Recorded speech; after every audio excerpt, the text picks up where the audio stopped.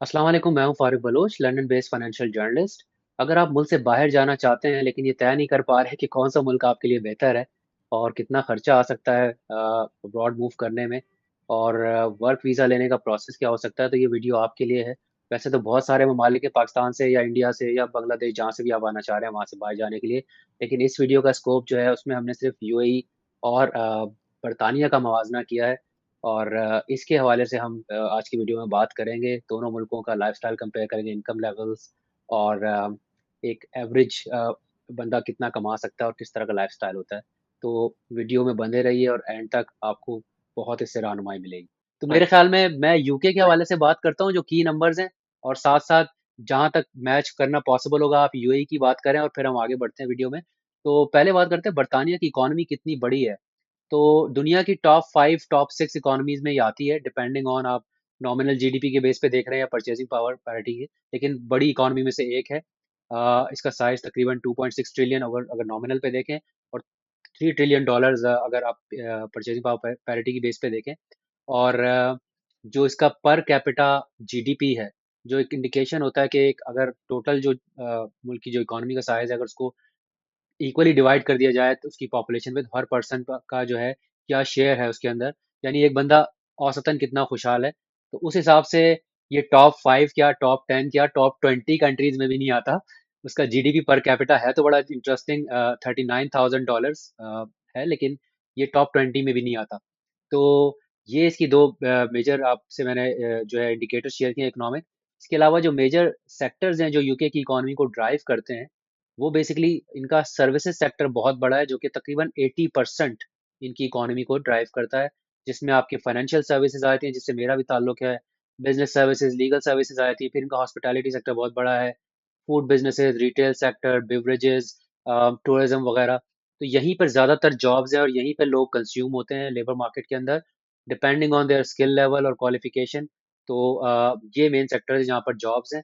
और यहाँ पर जो एक एवरेज लाइफ एक्सपेक्टेंसी है यूके के अंदर, वो 81.6 है, यानी आप ऑन एवरेज औसतन एक्सपेक्ट कर सकते हैं कि एक बरतानवी शख्स जो है वो 81 साल जिंदा रह सकता है।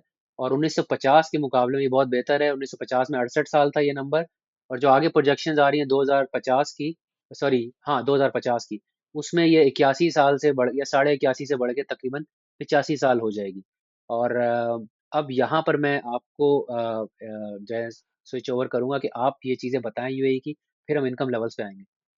अच्छा, यूएई के अंदर बड़ा इंटरेस्टिंग है क्योंकि अगर मैं लाइफ एक्सपेक्टेंसी से स्टार्ट करूँ तो बहुत क्योंकि देखिए यहाँ पर जो भी लोग रहते हैं वो फिट होते हैं और क्योंकि सिनेरियो कुछ इस तरह से बन गया है कि जो लोग सर्वाइव कर सकते हैं, सर्वाइवल ऑफ द फिटेस्ट वाला सिनेरियो रहता है और जो लोग सर्वाइव कर सकते हैं और जो लोकल पॉपुलेशन है उसमें देखा जाए तो 78 ईयर्स की ऑलमोस्ट लाइफ एक्सपेक्टेंसी है।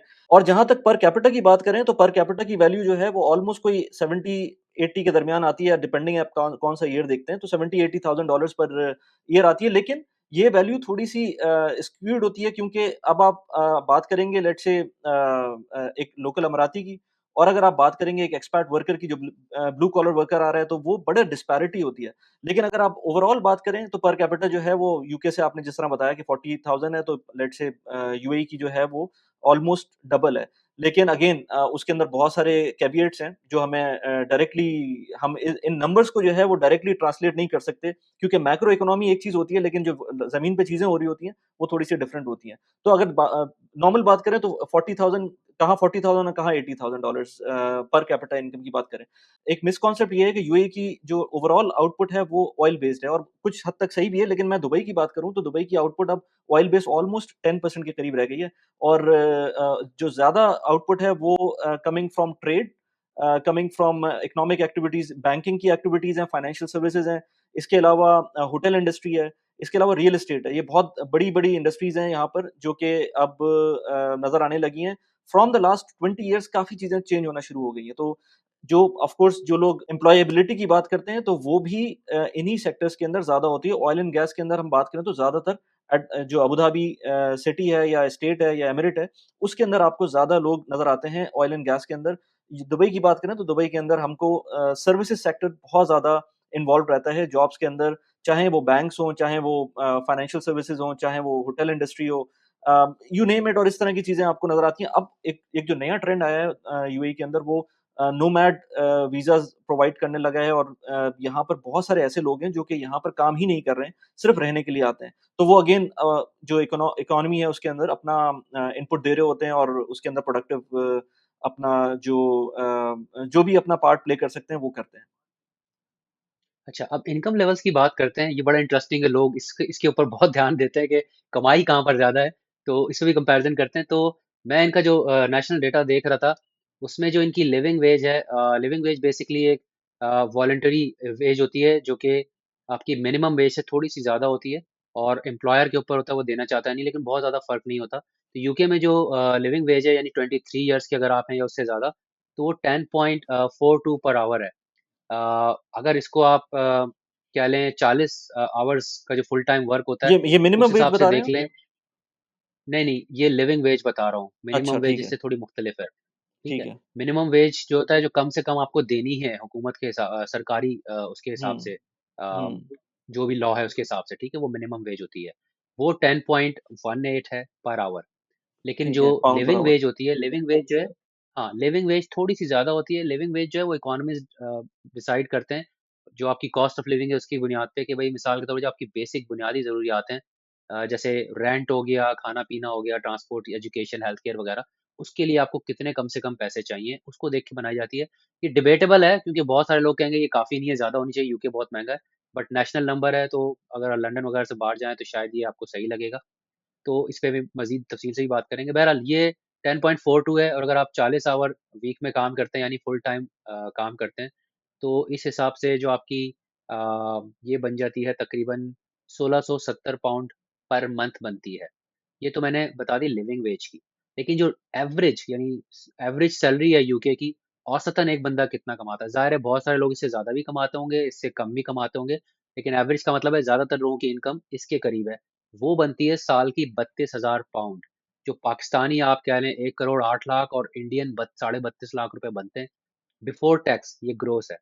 अगर इसको आप मंथली बेसिस पे देखेंगे, तो ये बनती है तकरीबन 2670, 2670 पाउंड बनती है, अगेन बिफोर टैक्स। ये पाकिस्तानी 9 लाख रुपए बनते हैं महीने के, और इंडियन 2,71,000। ये अगेन ये एवरेज सैलरी है, क्योंकि आपने शुरू में एक पॉइंट कहा कि जो एमिरेटी है उनका लाइफ़स्टाइल बड़ा अच्छा होता है और जो एक्सपर्ट्स हैं उनका कम होता है, तो यहाँ भी ऐसा ही है कि कुछ पर्टिकुलर सेक्टर है फाइनेंशियल सर्विस वगैरह के, जो यूरोपियन और इंग्लिश लोग हैं, ज़्यादातर उनकी सैलरीज़ हाई होती हैं, और एक्सपर्ट्स अगर वो labour time blue collar jobs करते हैं, उनकी कम होती है। ये एवरेज है, ज़्यादातर लोग इसके करीब होते हैं। अब इसमें मैं टैक्स रेट पे बाद में आऊँगा, बड़ा इंटरेस्टिंग पॉइंट है ये तो इनकम की बात हो गई। 1 करोड़ आप महीने कमा रहे हैं ऑन एवरेज, ठीक है? टैक्स लेवल पे आने से पहले मैं आपसे पूछूँगा कि एमिरेट्स में हाँ। इनकम लेवल का हाँ। क्या सीन है? अच्छा देखिए यहाँ पर बड़ा इंटरेस्टिंग है कि अगर आप ऑनलाइन जाके देखेंगे ना तो आपको कोई मिनिमम वेजेस का कोई कॉन्सेप्ट ही नहीं मिलेगा यहाँ पर। आपको ऐसे लोग भी मिलेंगे जो 800 दिरहम्स पर मंथ के ऊपर काम कर रहे हैं जो कि आई थिंक कोई 200 पाउंड बन जाएगा पर मंथ। ऑफ कोर्स यहाँ टैक्स नहीं है तो टैक्स को हम लोग अभी इग्नोर कर देते हैं। लेकिन इतने कम वैल्यू पे भी लोग काम कर रहे हैं और लोग काम कर रहे हैं यहाँ पर 50,000 दिरहम 100,000 दिरहम पर मंथ के ऊपर भी जिनको भी टैक्स नहीं लगता है। तो ये बड़ा एक डिस्पैरिटी भी है, लेकिन एक अपॉर्च्युनिटी भी है एट द सेम टाइम। मतलब मैं किसी को नहीं जानता यूके में जो अपनी जॉब के साथ सिर्फ़ और सिर्फ़ अगर जॉब पे रिलाय करता हो अनलेस एंड अनटिल कोई बैंकर हो बहुत बड़ा या कोई बड़ी कंपनी का लेट्स से वीपी हो या लेट्स से सीईओ हो, उस लेवल के ऊपर हम नहीं जाते। लेकिन अगर हम उससे नीचे के लेवल पे रहें, तो एक कैप होता है हर इंडस्ट्री में यूके में। लेकिन यहाँ पर मुझे लगता ही नहीं है कि कोई कैप है। यहाँ पर आपके पास फ्रॉम 25,000 दिरहम्स, 30,000 दिरहम्स, 50,000 दिरहम्स, 100,000 दिरहम हन और मैं जब बात करता हूँ बाय द वे इस तरह की अपने चैनल के ऊपर तो लोग मुझसे कहते हैं यार आप एनुअल सैलरीज़ की बात कर रहे हैं या मंथली सैलरीज़ की बात कर रहे हैं? तो मैं अभी दोबारा बता दूँ कि ये मंथली सैलरीज़ की बात हो रही है। 50,000 दिरहम्स की सैलरी अगर देखें तो ऑलमोस्ट कोई 10,000 पाउंड से थोड़ा-सा कम या थोड़ा-सा ज़्यादा ऐसी कुछ बन जाएगी। तो 10,000 pound without any taxes implemented on them एक बहुत अच्छी फिगर होती है।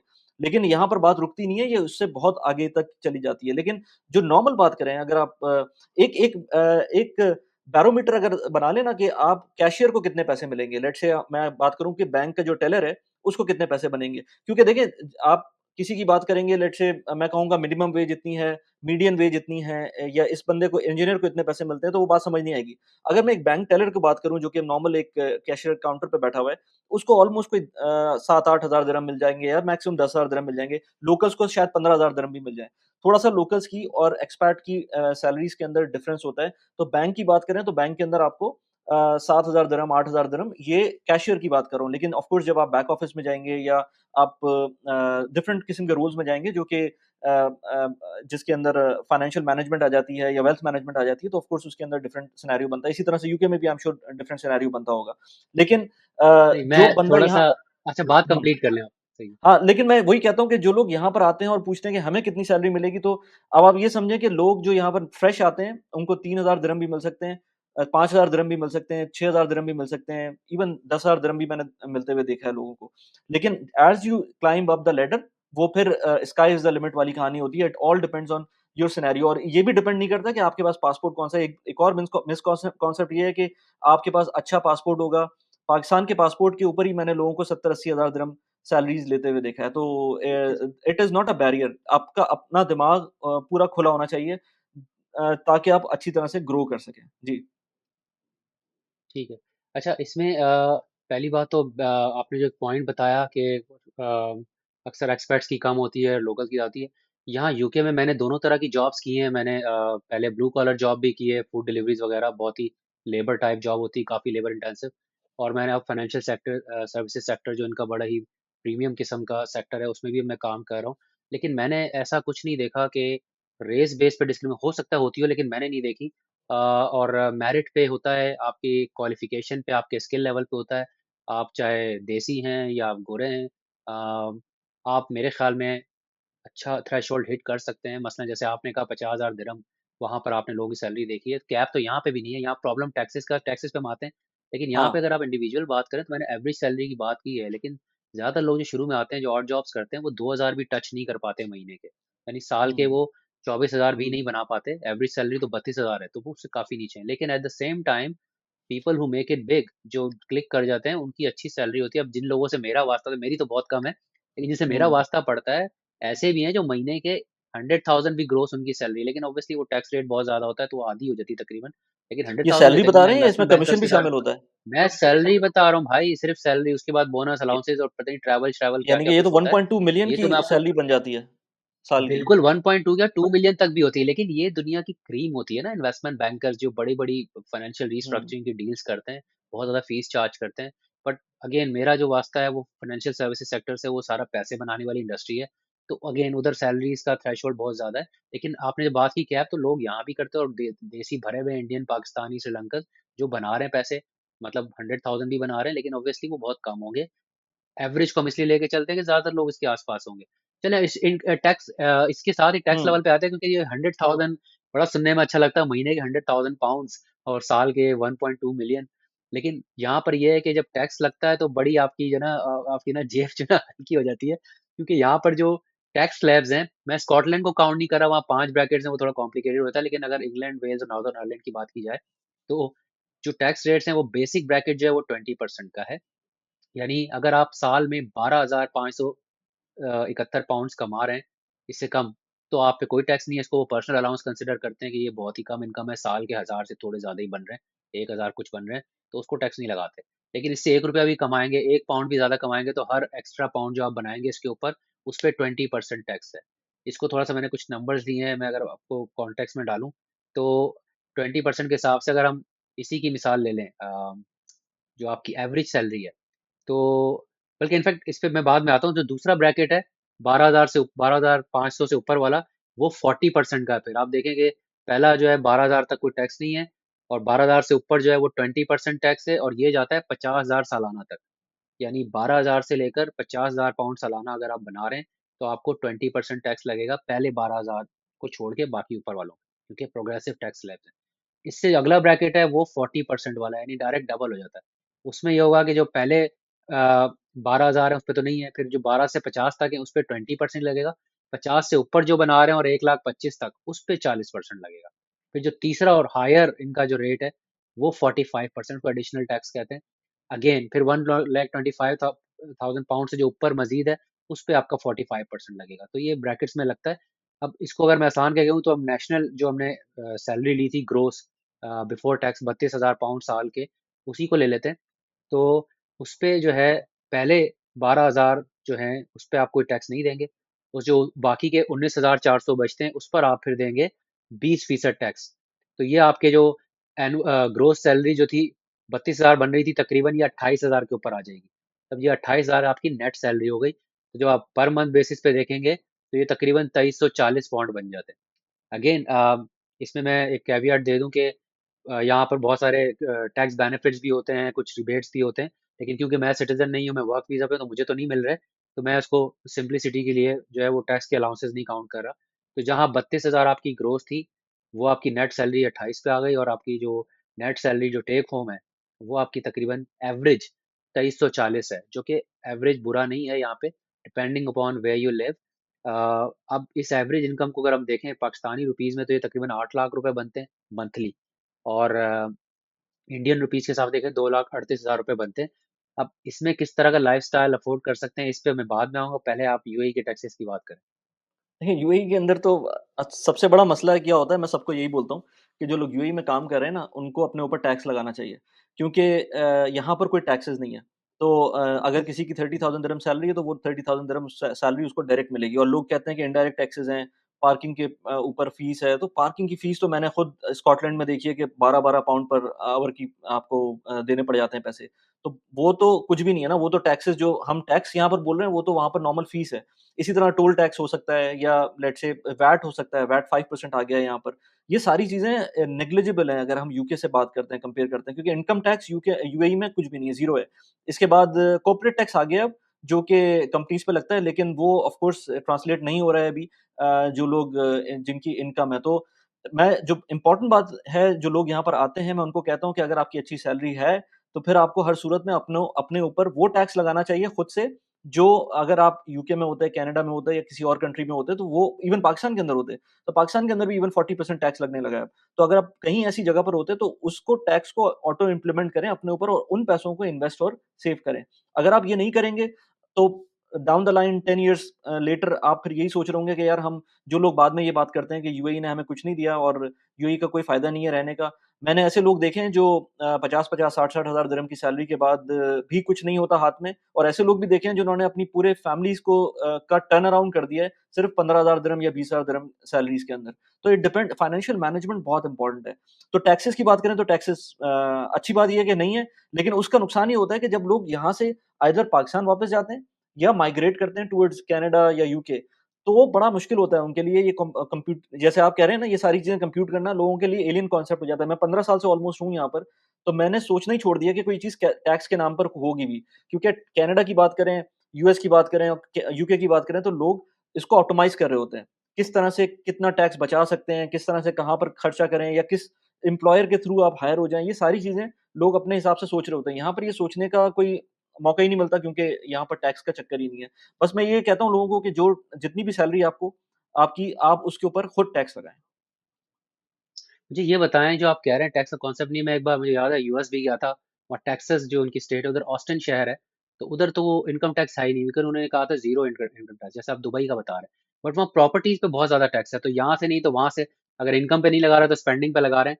यूके की आपने बात की, यहाँ भी स्पेंडिंग पे ऑब्वियसली टैक्सेस हैं। और टैक्स यहाँ पर मैंने कहा ना कि 20% बेसिक, फिर 40%। खैर बहुत सारे लोग 40% तक तो जाते भी नहीं है, ज्यादातर ब्रैकेट में 20% वाली में होते हैं। लेकिन वो जब टैक्सेस जब लगते हैं तो बेचारे ज्यादा बचता नहीं है पैसा। लेकिन क्या दुबई में ऐसा है कि अगर आपकी इनकम पे नहीं लग रहा तो प्रॉपर्टी पे या कोई दूसरी चीज़ों के ऊपर कोई टैक्स लग रहा है? और यहाँ पे भी मैं बता रहा हूँ कि मैंने आपको भी इनकम पे बताया है, यहाँ पे बहुत सारे स्पेंडिंग पर हैं। जैसे अब जब आप घर रेंट पे लेते हैं तो एक काउंसिल टैक्स होता है, इनफैक्ट अपने घर का भी होता है।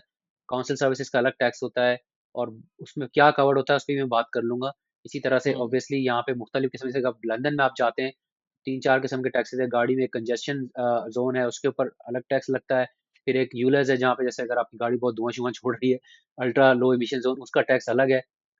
Hybrid I think electric cars में नहीं लगता, लेकिन जो सही, दूसरी गाड़ी है उन पे समझ लगता गया है। मैं। तो ये चीज़ें तो ठीक मैं है, अभी बात नहीं कर, मैं सिर्फ इनकम की बात करूँ। क्या ठीक यूएई है। में इनकम पे अगर टैक्स नहीं, तो क्या बाकी कोई ऐसे टैक्सेस हैं जो आपको लगता है कि वो आपकी इनकम के एक्चुअली नीचे ले ही आते हैं? नहीं, मैं बताता हूँ आपको। यूएई के अंदर जैसे आपने टैक्सेस की बात की ना, तो टैक्सेस में स्टेट टैक्स बहुत कम है आई थिंक 0% तो नहीं है, वो थोड़ा बहुत तो है, लेकिन फेडरल टैक्स आपको फिर भी लगता है। तो इनकम टैक्स तो आपको लगेगा, आप कहीं भी काम कर रहे होंगे यूएस के अंदर थोड़ा बहुत तो आपको लगेगा। मतलब ऐसा नहीं हाँ, यूएस की का टैक्स रेट बहुत कम हो जाता है कंपेयर टू कनाडा, या लेट्स से अगर आप कैलिफोर्निया में हैं, तो कैलिफोर्निया का अपना टैक्स होगा, तो वहाँ पर बहुत ज़्यादा टैक्स लग रहा होगा। तो वो एक अलग सिनेरियो है। मैं यूएई की बात करूँ हाँ, और दूसरी बात ये कि यूएस के अंदर आप सही कह रहे हैं कि टैक्सेस के अंदर प्रॉपर्टी सस्ती होती हैं, लेकिन वो टैक्सेस इतने ज़्यादा होते हैं कि वो उन बात बराबर हो जाती है, अगर कंपेयर करें कैलिफोर्निया की स्टेट की और टेक्सास की स्टेट की। लेकिन यूएई की बात करें तो यूएई के अंदर प्रॉपर्टी के ऊपर कोई टैक्स नहीं है।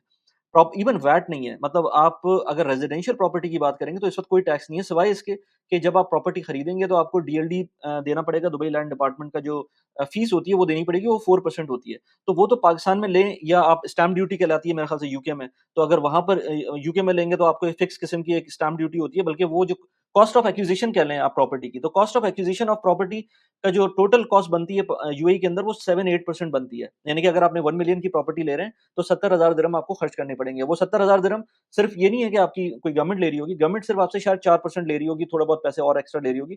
4% समझ लें गवर्नमेंट ले रही होगी, बाकी पैसे क्योंकि प्रॉपर्टी की ट्रांज़ैक्शन होती है, स्टेट एजेंट बीच में आता है और बहुत सारी फीसेस होती है, तो उसमें वो इंक्लूड होता है। लेकिन यूके में आई एम श्योर जब प्रॉपर्टी आप लेंगे तो ये 7% से ज़्यादा की अमाउंट आपको हिट कर रही होगी। तो ये तो बात है कि अच्छा, मुझे वो यूके जो का कहते हैं कि हुँ,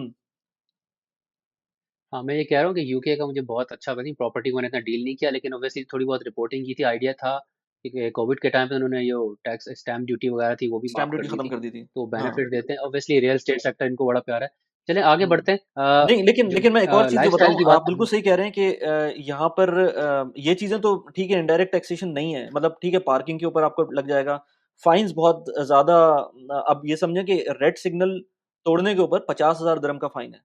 मतलब ये इस तरह के कुछ फाइन्स ऐसे हैं जो आपकी जान निकाल देंगे ये सुनकर ही कि उनकी अमाउंट क्या है। तो वो लॉज़ इस तरह की स्ट्रिक्ट हैं। लेकिन जो दूसरा मसला है वो ये कि जो जो जो बेनिफिट्स आपको यूके में मिलते हैं, वो लाइक स्कूलिंग फ्री मिलती है, हेल्थ केयर फ्री मिलती है। अब फ्री की बात भी कर लेंगे कि वो कितनी फ्री है, एनएचएस कितना अच्छा चल रहा है, कितना नहीं चल रहा है। जैसे कनाडा में तो मुझे बहुत हॉरर स्टोरी सुनने को मिलती हैं। लेकिन वो चीज़ें अगर आपकी जॉब अच्छी है, अगर आपकी जॉब आपको लेट्स से आपके बच्चों की एजुकेशन दे रही है, नहीं भी दे रही है तब भी आपके पास एक बैंड होता है जो कि आपको स्कूलिंग के लिए आपको लेट्स से मिल जाता है। यहाँ पर अच्छी बात ये है कि सस्ते से सस्ता भी मिल जाता है, महँगे से महँगा भी मिल जाता है। मैं एग्ज़ाम्पल दूँ कि स्कूलिंग के हिसाब से यहाँ पर आपको 7000 दिरहम पर ईयर पर किड के ऊपर खर्चा आ सकता है। फ्रॉम 7000 दिरहम अंटिल 150000 दिरहम साल का। ये स्कूल की फीस बता रहा हूँ मैं आपको, एक बच्चे की। तो इसलिए ये बहुत बड़ा एक बैंड है, जिसके अंदर आपको देखना पड़ता है कि आप कहाँ फ़ॉल कर रहे हैं। तो ये चीज़ ऑफ़ कोर्स यूके में फ्री होती है, लेकिन यूके में भी वो चीज़ फ्री जब जब होती है ना, तो आपको भी अगर अच्छे स्कूल में एडमिशन कराना है, तो अच्छे एरिया में रहना पड़ेगा। तो अच्छे एरिया के लिए आपको फिर वो ऑफ़ कोर्स उसके पैसे भी उसी हिसाब से देने पड़ेंगे।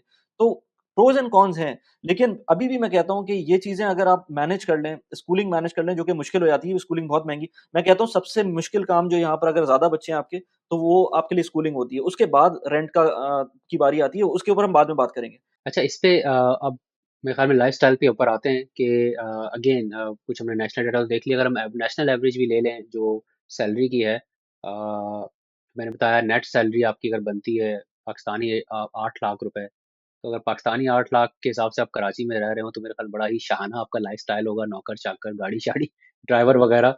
और इनफैक्ट आप डीएचए में, बैरिया टाउन कहीं भी रेंट पे अच्छा घर ले सकते हैं।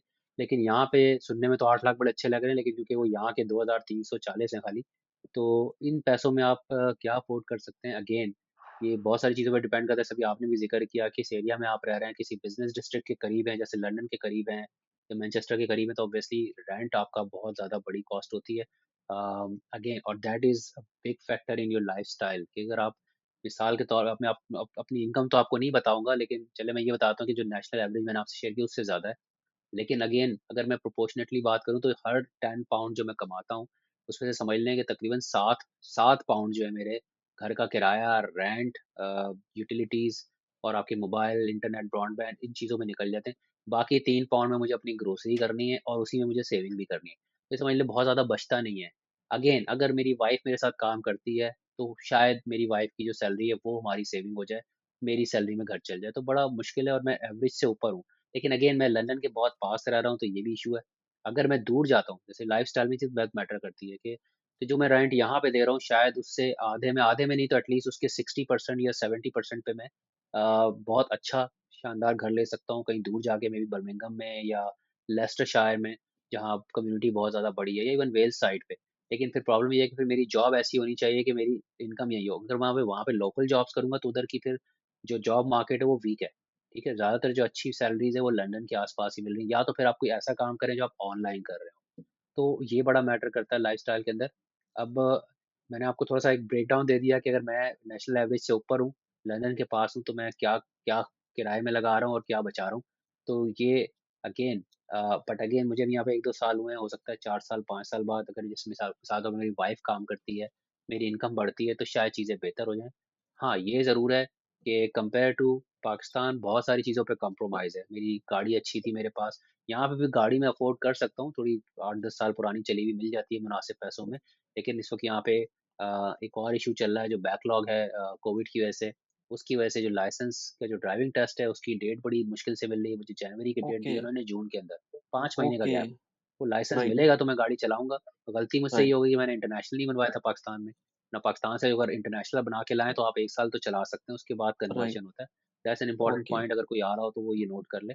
बट ये सारी चीज़ें कि आप जैसे आपने भी कहा कहाँ रह रहे हैं और डिस्टेंस कितना है, उसमें फिर ये होता है अगर आप बिज़नेस डिस्ट्रिक्ट से दूर जाएँगे तो किराए कम होते जाते हैं, लेकिन जो ट्रैवल की जो कॉस्ट है वो बढ़ती जाती है, ठीक है? जैसे अगर आप लंदन में रहते हैं लोकल बसेज़ आपको सस्ती पड़ेंगी, दूर जाएँगे तो आपको ट्रेन लेके आना पड़ेगा, ठीक है? तो वो ट्रेन की कॉस्ट महँगी पड़ेगी। जैसे मैं वेल्स में जाता हूँ मिसाल के तौर पे मुझे 1000 पाउंड में अगर यहाँ 1550 में 2 बेडरूम मिल रहा है, खैर अब तो बहुत ऊपर चले गए हैं, जब मैंने लिया तो 1550 का, तो अब तो शायद 1800 2000 पे चल रहा है। तो अगर मैं आधे में जा जा फॉर एग्ज़ाम्पल 2000 के आधे में चला जाता हूँ 1000 पाउंड या 1100 में, तो अगर मुझे 5 दिन ऑफ़िस आना है तो वो मुझे उल्टा महँगा ही पड़ेगा, क्योंकि 100 पाउंड तो मेरा आने-जाने का 1 दिन का ट्रेन का किराया हो जाएगा, फ़ास्ट ट्रेन का। हुँ, तो ये हुँ, सारी हुँ, चीज़ें देखनी होती हैं। हाँ, अगर मैं कहीं दूर जाता हूँ लंदन से, साउथ ईस्ट से, ऐसी जगह पे जहाँ किराए सस्ते और मेरा काम भी वहाँ पर है, तो उधर वेजेस भी कम होती है। लंदन की वेजेस थोड़ी ज़्यादा होती हैं, बाकी जगहों पे कम है। लेकिन रिलेटिवली मुझे सिर्फ़ ये कैलकुलेशन करनी है कि मैं बचा कहाँ पे ज़्यादा रहा हूँ, ठीक है? तो फिर मेरा डिसीज़न होगा कि मैंने उधर जाके रहना है वेल्स में, या मुझे स्कॉटलैंड जाना है, नॉर्दर्न आयरलैंड जाना है, या मैं इंग्लैंड के अंदर कहीं रहूँ। तो ये बहुत चीज़ें काउंट करती हैं। अगर मैं आपको आप मुझे कुछ बताएँ कि एग्ज़ाम्पल्स हाँ, मैं आपको कुछ एग्ज़ाम्पल्स देता हूँ लाइफ़स्टाइल की, क्योंकि लाइफ़स्टाइल के लिए ही लोग आते हैं दुबई, क्योंकि दुबई मशहूर है अपना लाइफ़स्टाइल की वज़ह से। अब मैं आपको 2-3 एग्ज़ाम्पल देता हूँ, मेरा एक यहाँ पर कोलीग होता था, मेरी टीम में ही था वो। वो कनाडा मूव हुआ था और यहाँ पर मैं आपको बताऊँ 25,000 दिरहम्स उसकी सैलरी होगी। तो जब वो जा रहा था यहाँ से तो कनाडा के जो लेवल्स हैं सैलरी के, उसके हिसाब से बुरा नहीं था, उसको $110,000 की एनुअल सैलरी मिल रही थी। लेकिन क्योंकि अच्छा यहाँ पर जब हम रह रहे होते हैं ना यूएई में, तो हम बैक होम पाकिस्तान के अंदर बहुत ज़्यादा अच्छा सपोर्ट सिस्टम क्रिएट कर देते हैं। क्योंकि दुबई में आप रह रहे हैं बगैर टैक्स की सैलरी के साथ, पैसे बहुत अच्छे मिल रहे होते हैं। बैक होम आप बहुत अच्छी तरह से सपोर्ट करते हैं लोगों को। ये चीज़ यूएई में भी देखी है मैंने, ये चीज़ मैंने यूएस में भी देखी है। क्योंकि यूएस के अंदर सैलरीज़ बहुत अच्छी होती हैं। तो उस और टैक्सेस उस तरह से नहीं होते, तो वो वहाँ पर भी लोगों को मैंने देखा है कि बैक होम बहुत अच्छा सपोर्ट करते हैं।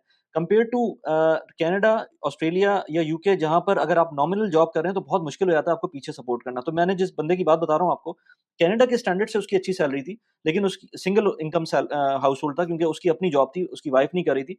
तो वो पीआर के ऊपर गया था और बहुत अच्छी कंपनी के अंदर 110,000 के ऊपर वो कर रहा था। लेकिन जब सब कुछ कट-कटा के उसको वो कह रहा था कि यार जो मेरे पास सैलरी आ रही है ना, जो टेक होम सैलरी है वो 17,000 दिरहम में अगर कन्वर्ट करते हैं तो 17,000 दिरहम्स आ रही है, जबकि यहाँ 25,000 दिरहम थी। पीछे बैक होम उसका लाइफ़स्टाइल वही था पाकिस्तान के अंदर। उसको वो भी रिप्लेनिश करना था वो उन पैसों से। उसके लिए इतना मुश्किल हो गया था कि उसने वो व्हाइट कॉलर जॉब के साथ-साथ वीकेंड 2 दिन जो होते थे उसमें उबर चलाई उसने।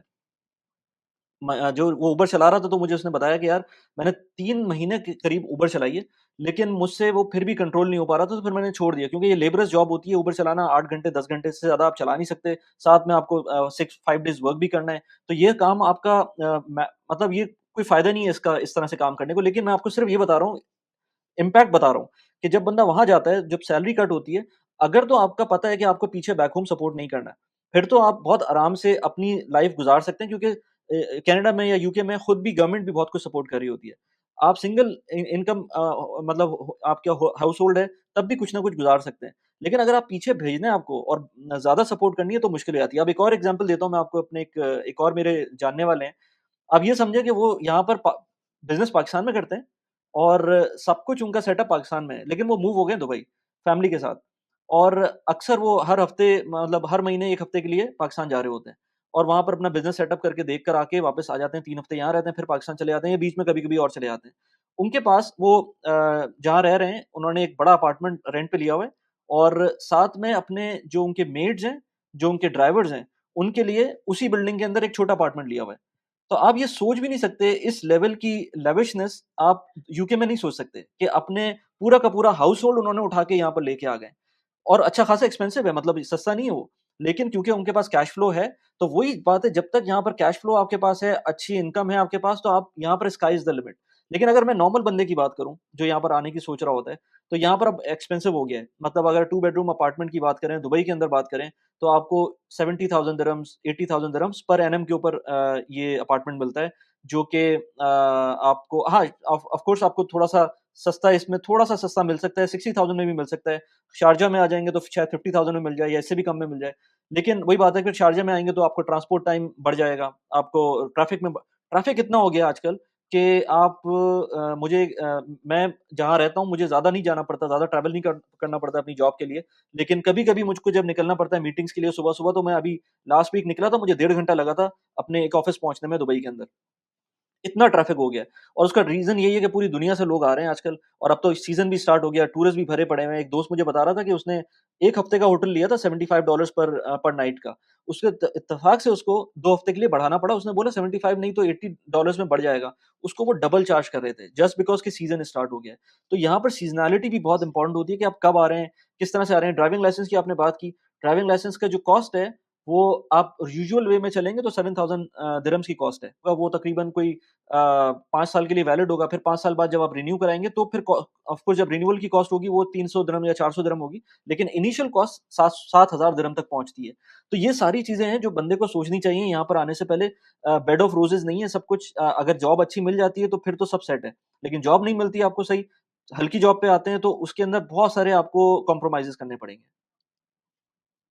सही, बेड ऑफ रोजेज़ नहीं है, ऐसी कोई कहानी यहाँ पर भी है। मैं बिल्कुल क्विकली वॉक थ्रू करूँगा कि हमने कहा टैक्सेस बहुत ज़्यादा लगते हैं, तो ज़ाहिर है फिर आपकी इनकम श्रिंक हो जाती है। खैर, जो बिज़नेस वगैरह कर रहे हैं, तो वो तो उनके पास तरीके होते हैं, वो कैश में डीलिंग करके, एक्सपेंसेस बढ़ा के, किसी न किसी तरह से वो अपने टैक्स में डंडियाँ लगा के इनकम बढ़ा लेते वो हैं। रिच डैड लेकिन पुअर डैड अगर वाली बात है ना जो कि मेरा अंदाज़ा है आपको टैक्सेस उसी तरह से बचाना बिल्कुल। होते हैं। बिल्कुल। हाँ, तो मेरी ऑब्जर्वेशन है वो ये है कि अगर आपको लंदन के आसपास रहना है तो आपकी जो टेक होम सैलरी है यानी नेट ऑफ टैक्सेस कम से कम 5,000 पाउंड्स होनी चाहिए तो एक कंफर्टेबल लाइफस्टाइल है, ठीक है? और अगर आप लंदन से दूर जा रहे हैं तो भी मैं समझता हूँ कि अगर किसी सस्ते एरिया में जा रहे हैं तो 3,000 पाउंड्स आपकी कम से कम ज़रूर होनी चाहिए। क्योंकि ये मेरे आप हिसाब से अगर आप इर्रिस्पेक्टिव के कितने 50% बच्चे से हैं ज़्यादा आपके? उससे इर्रिस्पेक्टिव आप बोल रहे हैं? नहीं, नहीं, मैं एक नॉर्मल फैमिली की बात करूँ लाइक फैमिली ऑफ 4 2 बच्चे हस्बैंड वाइफ मे बी 3 बच्चे कर लें चले 5 4-5 लोगों की फैमिली उसके लिए बात कर रहा हूँ। सिंगल बंदे के लिए तो सिंगल बंदा तो 1500 में भी गुज़ारा अच्छा कर लेता है लेकिन अगर मैं फैमिली की बात करूँ तो इतना तो आपको चाहिए क्योंकि मेरे हिसाब से जो थ्रेशहोल्ड है वो ये है कि आप अपनी जो आपकी इनकम है यूके में उसका आप 50% से ज़्यादा आपकी फिक्स कॉस्ट नहीं होनी चाहिए। फिक्स कॉस्ट में सबसे बड़ा चंक आपकी जो मॉर्गेज है। रेंट है हुँ, उसके बाद आपकी मॉर्गेज तो मैं रेंट की बात करूँ तो मॉर्गेज नहीं एक होगा ही बात ज़ाहिर है, है। हाँ। उसमें हुँ, काउंसिल टैक्स आ जाता है, हुँ। यूटिलिटी बिल्स आ जाते हैं, ब्रॉडबैंड आपको हर महीने देना है, मोबाइल का देना है। ये अगर आप 50% से ज़्यादा दे देते हैं तो फिर बहुत मुश्किल होती है। 50% अगर ये देते हैं तो ज़ाहिर है पावरफुल करेंसी है। और लाइफ़स्टाइल देखें अगेन डिपेंड करता है आपकी सेविंग्स कितनी है। फिर यहाँ पे जो लोग हैं कमाते बहुत अच्छा है लेकिन मैंने देखा यहाँ ट्रेंड मेरे ऑफ़िस में तो कम से कम ये ट्रेंड है एनुअल वेकेशन पे कोई भी यहाँ नहीं रुकता। सारे जाते हैं इटली, स्पेन इधर-उधर या फिर मलेशिया चले जाएँगे, मोरक्को चले जाएँगे, थाईलैंड चले जाएँगे, इवन साउथ अमेरिका चले जाएँगे। ऐसे मुल्कों में जाते हैं जहाँ पे ज़ाहिर है ये पावरफुल करेंसी साथ लेके जाएँ और इनको ट्रैवल कॉस्ट तो पड़ती है लेकिन वहाँ पे फिर जो मज़े करते हैं पैसे खर्च का यानी ज़ाहिर है करेंसी बढ़ी है तो वो ज़्यादा उसमें उसकी वैल्यू एक्सट्रैक्ट करते हैं वहाँ से क्योंकि घूमने-फिरने के लिए, रिक्रिएशन के लिए आपसे यूके बहुत महँगा है। हाँ, कमाने के लिए बहुत अच्छा है, लिविंग के लिए भी महँगा है लेकिन अगेन अगर स्पाउस भी साथ काम कर रहा हो, हस्बैंड-वाइफ कर रहे हो तो फिर मेरे ख़्याल में मामला अच्छा हो जाता है क्योंकि आगे देखें अपसाइड अब बहुत टैक्सेस तो लगते हैं, जैसे मैंने कहा काउंसिल टैक्स है, लेकिन फिर एजुकेशन फ्री है, वो कवर होती है काउंसिल में। कचरा उठाने का निज़ाम अच्छा साफ-सुथरा है। हॉस्पिटल अगेन जो आपने बात की, ये डिबेटेबल है, क्वालिटी ऑफ हेल्थ केयर या क्वालिटी ऑफ एजुकेशन, लेकिन कम से कम एक्सेस है और इतने बुरे नहीं हैं। आई मीन स्टेट स्कूल के ऊपर बड़ा क्रिटिसिज़्म होता है, ऐसे बुरे नहीं हैं, लेकिन ये है कि आप ये कह लें कि जहाँ पे भी ऑप्शन है, अगर आपकी इनकम, जैसे मैंने कहा, अगर आप इनकम ज़्यादा है तो लोग अपने बच्चों को ग्रामर स्कूल्स में डाल देते हैं। इसी तरह हेल्थ केयर की बात करें, उसमें प्रॉब्लम क्या है, एक्सेस अपॉइंटमेंट लेना, इमरजेंसी हो तो बहुत मुश्किल हो जाती है, आपका पूरा-पूरा दिन ज़ाया होता है। अपॉइंटमेंट लो तो 2-2 3-3 हफ्ते, किसी-किसी केस में तो 2-2 महीने अपॉइंटमेंट नहीं मिल रहा होता। बट अगेन अगर आपकी जॉब अच्छी है, प्राइवेट इंश्योरेंस है, तो आप अपनी प्राइवेट जाके दिखा लें, वो जल्दी हो जाता है। तो ये सारी चीज़ें हैं, इनको कैलकुलेट करना होता है। अगेन मैंने कहा ना कि अगर अकेला बंदा है तो फिर तो शायद 2000 भी सही है उसके लिए, लेकिन अगर फैमिली के साथ आ रहा है, लाइक 4-5 लोगों की फैमिली, तो depending on where you live, at least London के आसपास है तो टेक होम 5000 होनी चाहिए, वो कंफर्टेबल होगा आपका लाइफस्टाइल। और अगर आप दूर जा रहे हैं तो 3 साढ़े 3 भी बहुत अच्छे हैं आपके लिए। अम, तो मेरे ख्याल में 5000 इसको आगे 5000 लेके पाउंड चलते हैं, अब मुझे मंथली का बताएं कि मतलब तो ये है कि आप बात कर रहे हैं 80,000 पाउंड पर ईयर 60 की। हाँ, मतलब आप वो अब कैलकुलेशन अपनी मैथ कर लें कि अगर टैक्स ब्रैकेट फॉर 20% हाँ। वाला तो नहीं होगा, ये 40% वाले ब्रैकेट में आ जाएँगे। हुँ, 40% वाले ब्रैकेट में तो कितना कमाना पड़ेगा कि हुँ, आपकी जो है हुँ, 60 के नेट हो जाए और 5000 आप महीने के हुँ, नेट टेक होम कर लें। क्योंकि एक प्रॉब्लम ये भी आया है वैसे, पिछले साल अगर मैं बात करूँ तो बहुत सारी चीज़ें सस्ती सस्ती तो नहीं कहूँगा, लेकिन रिलेटिव टू योर इनकम सस्ती थी। मिसाल के तौर पे ट्रांसपोर्ट, बस का किराया, जो अंडरग्राउंड ट्यूब चलती है उसका किराया, ग्रोसरी। लेकिन ये जो यूक्रेन की वॉर इतनी लंबी खिंच गई और ये कमोडिटी सुपर साइकिल आ गया, तो मैं समझता हूँ जो ग्रोसरी आपकी फैमिली की अगर 300 की हो रही थी, तो वो 500 पे चली गई है। बस के किराया जो है वो कहीं 155 होता था, तो वो 175 पे चला गया है। ट्यूब 240 होता था, वो भी फिर हमें 275 पे चला गया है। तो ये छोटा-छोटा कर करके, और food inflation consistently double digit में 17-15%, पीक 17 था या पता नहीं कितना, मुझे याद नहीं आ रहा, लेकिन फूड इन्फ्लेशन बहुत हुई है। ये तो मैं एवरेज नंबर बता रहा हूँ, लेकिन कुछ आइटम्स हैं जहाँ 40-40, 50-50%, 80-80% इज़ाफ़ा हुआ है। तो इसने पिछले 1 साल में यूके की जो मैं समझता हूँ आपकी जो इनकम है उसमें कम से कम मैं समझता हूँ मंथली 300-400 पाउंड का इम्पैक्ट ज़रूर डाला है। और यहाँ पे हुँ, कोई लाखों में सैलरीज़ होती नहीं है, ढाई 3,000 4,000 ऐसी सैलरी होती है, तो 300-400 का इम्पैक्ट आपको हिला देता है अगर आपकी सैलरी नहीं बढ़ी तो। यूके आने के लिए और यूएई आने के लिए तरीके क्या हैं? यूके में तो मैंने देखा ज़्यादातर स्टूडेंट आते हैं और फिर वो ग्रेजुएट स्कीम पे चले जाते हैं, जो 2 साल की वर्क परमिट है, उसके बाद स्पॉन्सर ढूँढ के स्किल्ड वर्कर वीज़ा पे आ जाते हैं। तो ये एक थोड़ा लंबा प्रोसेस है, पहले आप अपनी 1 साल की या 2 साल की या 4 साल की जो भी पढ़ाई है, उसके ऑन टॉप 2 ईयर का शायद ग्रेजुएट वीज़ा होता है। मैंने भी लिया था लेकिन मैंने पूरा यूज़ नहीं किया, मुझे स्पॉन्सर मिल गया। उसके बाद 5 ईयर का आप स्किल्ड वर्कर वीज़ा लेते हो, तो ये 2 5 से लेकर 7 साल 8 साल डिपेंड करता है, कितना फ़ास्ट आप स्पॉन्सर लेके कंप्लीट करते हैं, तो फिर कहीं जाके आपको रेज़िडेंस मिलता है। और अब मैं मैंने इसी देखा पे ये भी आऊँगा, एक लेट्स ट्रेंड से चल रहा है कि आप दूर जा मैं रहे हैं। आपसे स्पेशली पूछूँगा कि हाँ, लोग बहुत पूछते हैं कि यार यूके लेट में किसी भी मुल्क वेस्टर्न कंट्री के अंदर जाने के लिए, लेट्स से हम यूके की बात करते हैं। यूएई तो बहुत ईज़ी है ना, यूएई का अगर मैं जस्ट क्विकली बता दूँ कि यूएई के अंदर आपको जॉब ऑफर होती है, आप फौरन आ जाएँ। और हम गोल्डन वीज़ा वगैरह की भी बात करते हैं, लेकिन मैं आपसे पहले पूछना चाहूँगा कि लेट्स से आपका हाँ, मैं क्या रूट समझ था? गया। आपका रूट क्या था और कोई अभी आना चाहता है तो वो मैं स्टूडेंट वीज़ा, हाँ, अगेन मेरा स्टूडेंट वीज़ा का रूट था, 2 साल का मास्टर्स, सॉरी 2 साल का नहीं, मेरा 1 साल का मास्टर्स ठीक था। है, ठीक है? 10 मंथ्स का कह लूँगा, बल्कि साल भी पूरा नहीं था। 10 मंथ्स का मास्टर, उसके फ़ौरन बाद मुझे ग्रेजुएट वीज़ा मिल गया 2 साल का। और उस ग्रेजुएट वीज़ा का मेरा स्टार्ट हुआ था, तो आप समझ लेंगे तकरीबन 8-9 मंथ्स में मेरा स्किल्ड वर्कर वीज़ा हो गया। तो वो जो 2 साल मुझे करने थे, वो मुझे 2 साल, क्योंकि वो काउंट नहीं होते इमिग्रेशन में, रेज़िडेंस में। ठीक है, तो मेरा फ़ायदा ये बिल्कुल। हो गया कि जहाँ मुझे 7 साल लगने थे, अब मुझे 6 सवा 6 साल लगेंगे, क्योंकि मैं स्किल्ड वर्कर पे 5 साल गुज़ारूँगा तो फिर मैं एलिजिबल हो जाऊँगा आईएलआर, जो इंडेफिनिट लीव टू रिमेन होता है, रेज़िडेंस वीज़ा, उसके लिए। तो अगर मैं 2 साल ग्रेजुएट के लगाऊँ, 1 साल एजुकेशन का लगाऊँ, 3 प्लस 5 वो वाले, तो 8 साल लगते हैं रेज़िडेंस लेने में। लेकिन मेरे हुँ, केस में 1 साल तो आराम से कम हो गया, क्योंकि आपको अगर स्पॉन्सर डायरेक्ट मिल जाए यूनिवर्सिटी के फ़ौरन बाद, तो आपको ग्रेजुएट वीज़ा पे जाने की ज़रूरत ही नहीं है, आप डायरेक्ट स्किल वर्कर पे जाएँ। इससे भी बेहतर है, जो मैं अक्सर वीडियोज़ में लोगों को कहता हूँ कि भाई, अब जैसे मैं 40 साल की उम्र में दोबारा पढ़ने आया हूँ, मुझे शौक नहीं था पढ़ने का इतना, लेकिन मुझे स्कॉलरशिप मिल गई तो मैंने कहा यार मुफ्त में जा रहा हूँ, लाइक 90% स्कॉलरशिप थी, 1000 पाउंड पर मंथ मुझे अलाउंस मिल रहा था, स्टाइपेंड मिल रहा था, प्लस मेरी फीस माफ़ हो गई, यही 2 बड़े खर्चे होते हैं। मैंने कहा चलो यार 10 महीने की बात है, पढ़ लेंगे, मेहनत कर लेंगे, उसके बाद काम कर रहे हैं। मैं काम करने के लिए यहाँ आना चाह रहा था, पढ़ने के लिए नहीं आया। तो इसलिए मैं ये कहता हूँ कि जो आना चाह रहा है वो डायरेक्ट स्किल वर्क का वीज़ा पे, यार लोग आए हैं, धड़ाधड़ आ रहे हैं। कुछ लोग इनफॉर्मल तरीके से भी, लाइक वीज़ा खरीद के भी आ रहे हैं, मैं वो मशवरा नहीं दूँगा। मेरे ख्याल में अपना खुद रिसर्च करें, और हर चीज़ इनकी ऑनलाइन मौजूद होती है, सारी इन्फॉर्मेशन अवेलेबल है, आप करें। तो अब जो अगर कोई आ रहा है तो मैं मशवरा दूँगा डायरेक्ट स्किल वर्कर पर आओ, ताकि अपने 3 साल बचा सको, 5 साल के अंदर आप रेज़िडेंस के लिए एलिजिबल हो जाओ। अच्छा आईएलआर के बाद कितना टाइम लगता औ है पासपोर्ट में? आईआर के बाद मैंने बहुत ज़्यादा रिसर्च नहीं की, when I will come to that stage, तो मैं सोचूँगा, लेकिन मैंने सुना है कि उसके बाद आई थिंक कोई एक लाइफ इन यूके टेस्ट होता है, knowledge of life in UK एक टेस्ट होता है, एक कोई इनकम थ्रेशोल्ड मीट करना होता है, और आप मेरे ख्याल में उसके कुछ महीने बाद आप अप्लाई कर सकते हैं पासपोर्ट के लिए, वो कितना इशू नहीं है। असल में मेन मेन जो टारगेट होता है रेजिडेंस होती है, उसके बाद पासपोर्ट के लिए तो जो कुछ फॉर्मेलिटीज़ हैं वो पूरी करनी है, उसकी टाइमलाइन ज़्यादा लंबी नहीं होती है, उसमें कुछ सालों का हिसाब नहीं होता। आई थिंक कुछ महीने होते हैं, आप वो कर सकते हैं, वो उसमें कुछ रिक्वायरमेंट्स पूरी अच्छा। करनी होती है। और अच्छा भी ये जो तरीके आप आने के, जैसे हाँ। हाँ, हाँ, हाँ, बिज़नेस कहें? वीज़ा पे भी लोग आते हैं, एंटरप्रेन्योर वीज़ा और सारी चीज़ें भी हैं, लेकिन वो पॉपुलर रूट्स नहीं है, तो उस पे नहीं जाते हम। मेनली स्किल्ड हुँ। वर्कर वीज़ा या स्टूडेंट रूट है, इस पे ज़्यादातर लोग। अच्छा एक और रूट भी था जो कि अब बंद होने वाला है या हो गया ऑलमोस्ट जो लोग यूज़ कर रहे थे, बहुत ज़्यादा सक्सेसफुली यूज़ कर रहे थे, अपनी स्पाउस को भेजते थे स्टूडेंट वीज़ा के ऊपर और खुद आते थे। उनको वर्क परमिट मिल जाता था। तो वो एक बहुत पॉपुलर रूट था जो कि ऋषि सुनक ने बंद कर दिया है। हाँ, वो वीज़ा रूट तो नहीं कह सकते, लेकिन वो एक तरीका था, एक क्या कह लें कि एक सिस्टम के अंदर एक फ्लेक्सिबिलिटी थी, क्योंकि अनलाइक यूएस, और ये बड़ा इम्पोर्टेंट पॉइंट है आपकी डिसीजन मेकिंग में, जब मैं यहाँ पर आ रहा था, उस वक़्त मेरी यूएस में भी कोलंबिया यूनिवर्सिटी में स्कॉलरशिप हो गई थी, और मेरा दिल था कि मैं यूएस ही जाऊँ, New York city, wall street cover करूँ। लेकिन उन्होंने मुझे 40% स्कॉलरशिप दी, मतलब 50% ट्यूशन माफ़ कर दी थी। तो उसके बाद भी बहुत ज़्यादा पैसे खर्च हो रहे थे, तो मैं वहाँ नहीं गया, क्योंकि वहाँ पे एक और डिसएडवांटेज ये था कि वहाँ पे वो कहते हैं आपका जो स्पाउस है वो काम नहीं कर सकता यूएस में स्टूडेंट वीज़ा पे। हुँ, यहाँ पे हुँ, आपका स्पाउस फुल टाइम काम कर सकता है, स्टूडेंट वीज़ा पे भी कर सकता है, हुँ। ग्रेजुएट वीज़ा पे भी कर सकता है और स्किल वर्कर पे भी कर सकता है। तो यहाँ से ये फ़ायदा हो जाता है, जैसे मुझे कुछ स्टूडेंट्स टकराए मेरे जस्ट ईट के दिनों में, जब मैं डिलीवरियाँ करता था फूड की, तो वहाँ पे मुझे 1-2 लोग कब टकराए, एक लड़का टकराया कराची का। वो बेसिकली उसकी वाइफ़ पढ़ रही थी और वो डिपेंडेंट आया था, वो फुल टाइम काम कर रहा था। तो वो घर का किराया भी निकाल रहा था, खर्चा भी निकाल रहा था।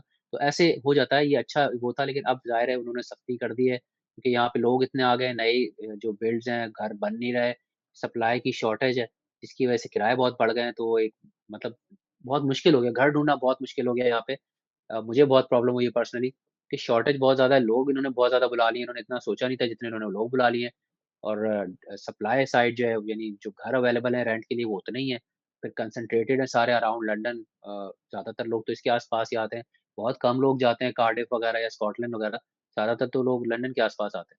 तो इस वजह से उन्होंने फिर बहुत शोर-वोर मचा, तो उन्होंने कहा कि अच्छा ठीक है, हम जो स्पाउस का वीज़ा है उसको बैन करेंगे, कुछ ऐसी मैंने खबरें पढ़ी। अभी तक शायद इम्प्लीमेंट नहीं हुआ, लेकिन शायद करने वाले हैं। तो करने ऐसा वाले अगर हैं। वो करते हैं, तो हाँ, फिर आपको, लेकिन उसमें भी शायद उन्होंने कहा था कि जो अच्छी टॉप टियर यूनिवर्सिटीज़ होंगी, उसमें शायद वो ना करें। अब आई डोंट नो ये कैसे, इसका मैकेनिज़्म क्या होगा, बट देखते हैं। बट आप ये सही कह रहे हैं हुँ। कि ये एक बड़ा अच्छी सहूलत थी। ये बैन हो जाएगा तो फिर जो अपने पैसों से पढ़ने आ रहा है उसके लिए मुश्किल होगी। पहले तो ये था यार, चलो कोई 10,000 साल की फीस भरेगा, किसी यूनिवर्सिटी की, ये टियर 2, 3 यूनिवर्सिटीज़ की इतनी होती है तकरीबन, वरना मेरी यूनिवर्सिटी की तो 21,000 पाउंड थी साल की। तो अगर आप 10,000 फीस भरते हैं, तो एक तरह की इन्वेस्टमेंट, आपका स्पाउस काम कर लेगा फुल टाइम, तो 2,000 तक वो अगर बना भी लेता है, तो आपका वो किराया निकाल लेगा, खाना-पीना हो जाएगा। जब तक वाइफ़ पढ़ेगी, उसके बाद वाइफ़ भी काम करेगी, वाइफ़ पार्ट टाइम कर सकती है। सो ये लाइक 1 एंड अ हाल्फ, आप कह सकते हैं कि आपका डिपेंडेंट पूरा काम कर सकता है, और वाइफ़ जो है वो 20 आवर्स पर वीक कर सकती है।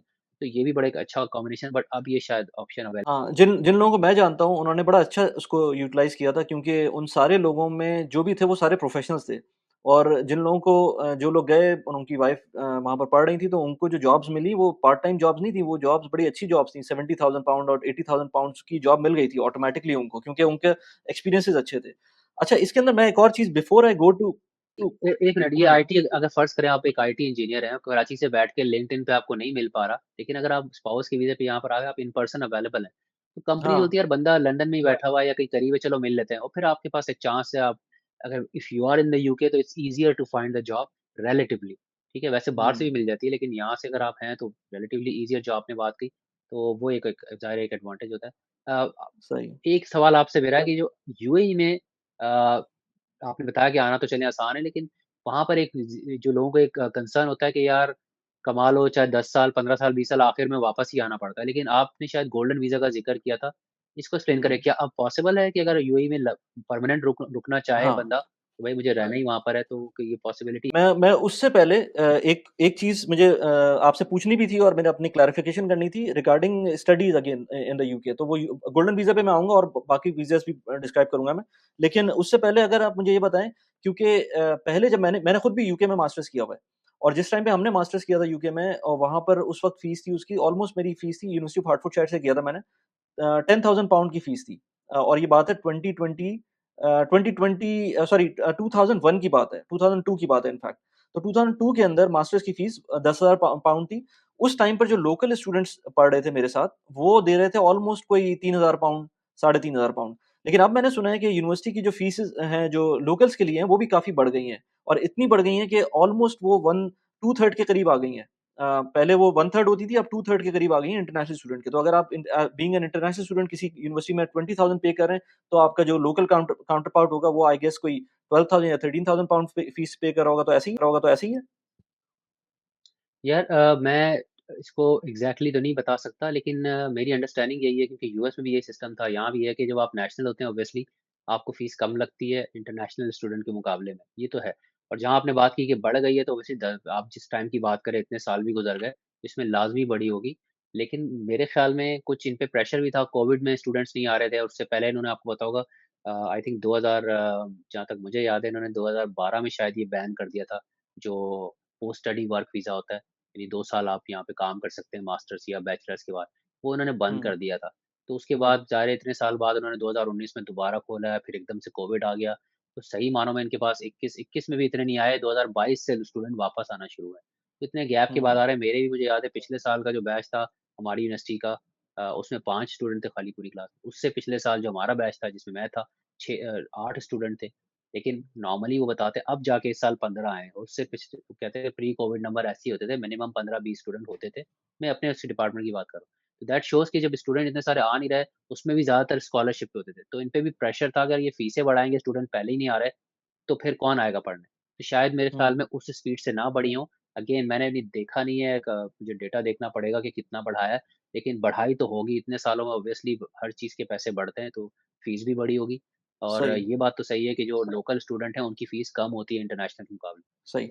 अच्छा ऑफ़ कोर्स अब अगर उसकी बात करें हम गोल्डन वीज़ा की या यूएई में रहने की या ये सारी चीज़ों की, तो असल में यूएई ने बड़ा एक कोविड ने काफ़ी चीज़ें चेंज की हैं पूरी दुनिया में। तो यूएई के अंदर भी ये चीज़ें इनको रियलाइज़ेशन हुई है कि लोग इसको एक पिट स्टॉप समझते थे ना लोग यहाँ पर आने को और उसके बाद आगे जाते थे या फिर इवेंचुअली पीछे जाते थे।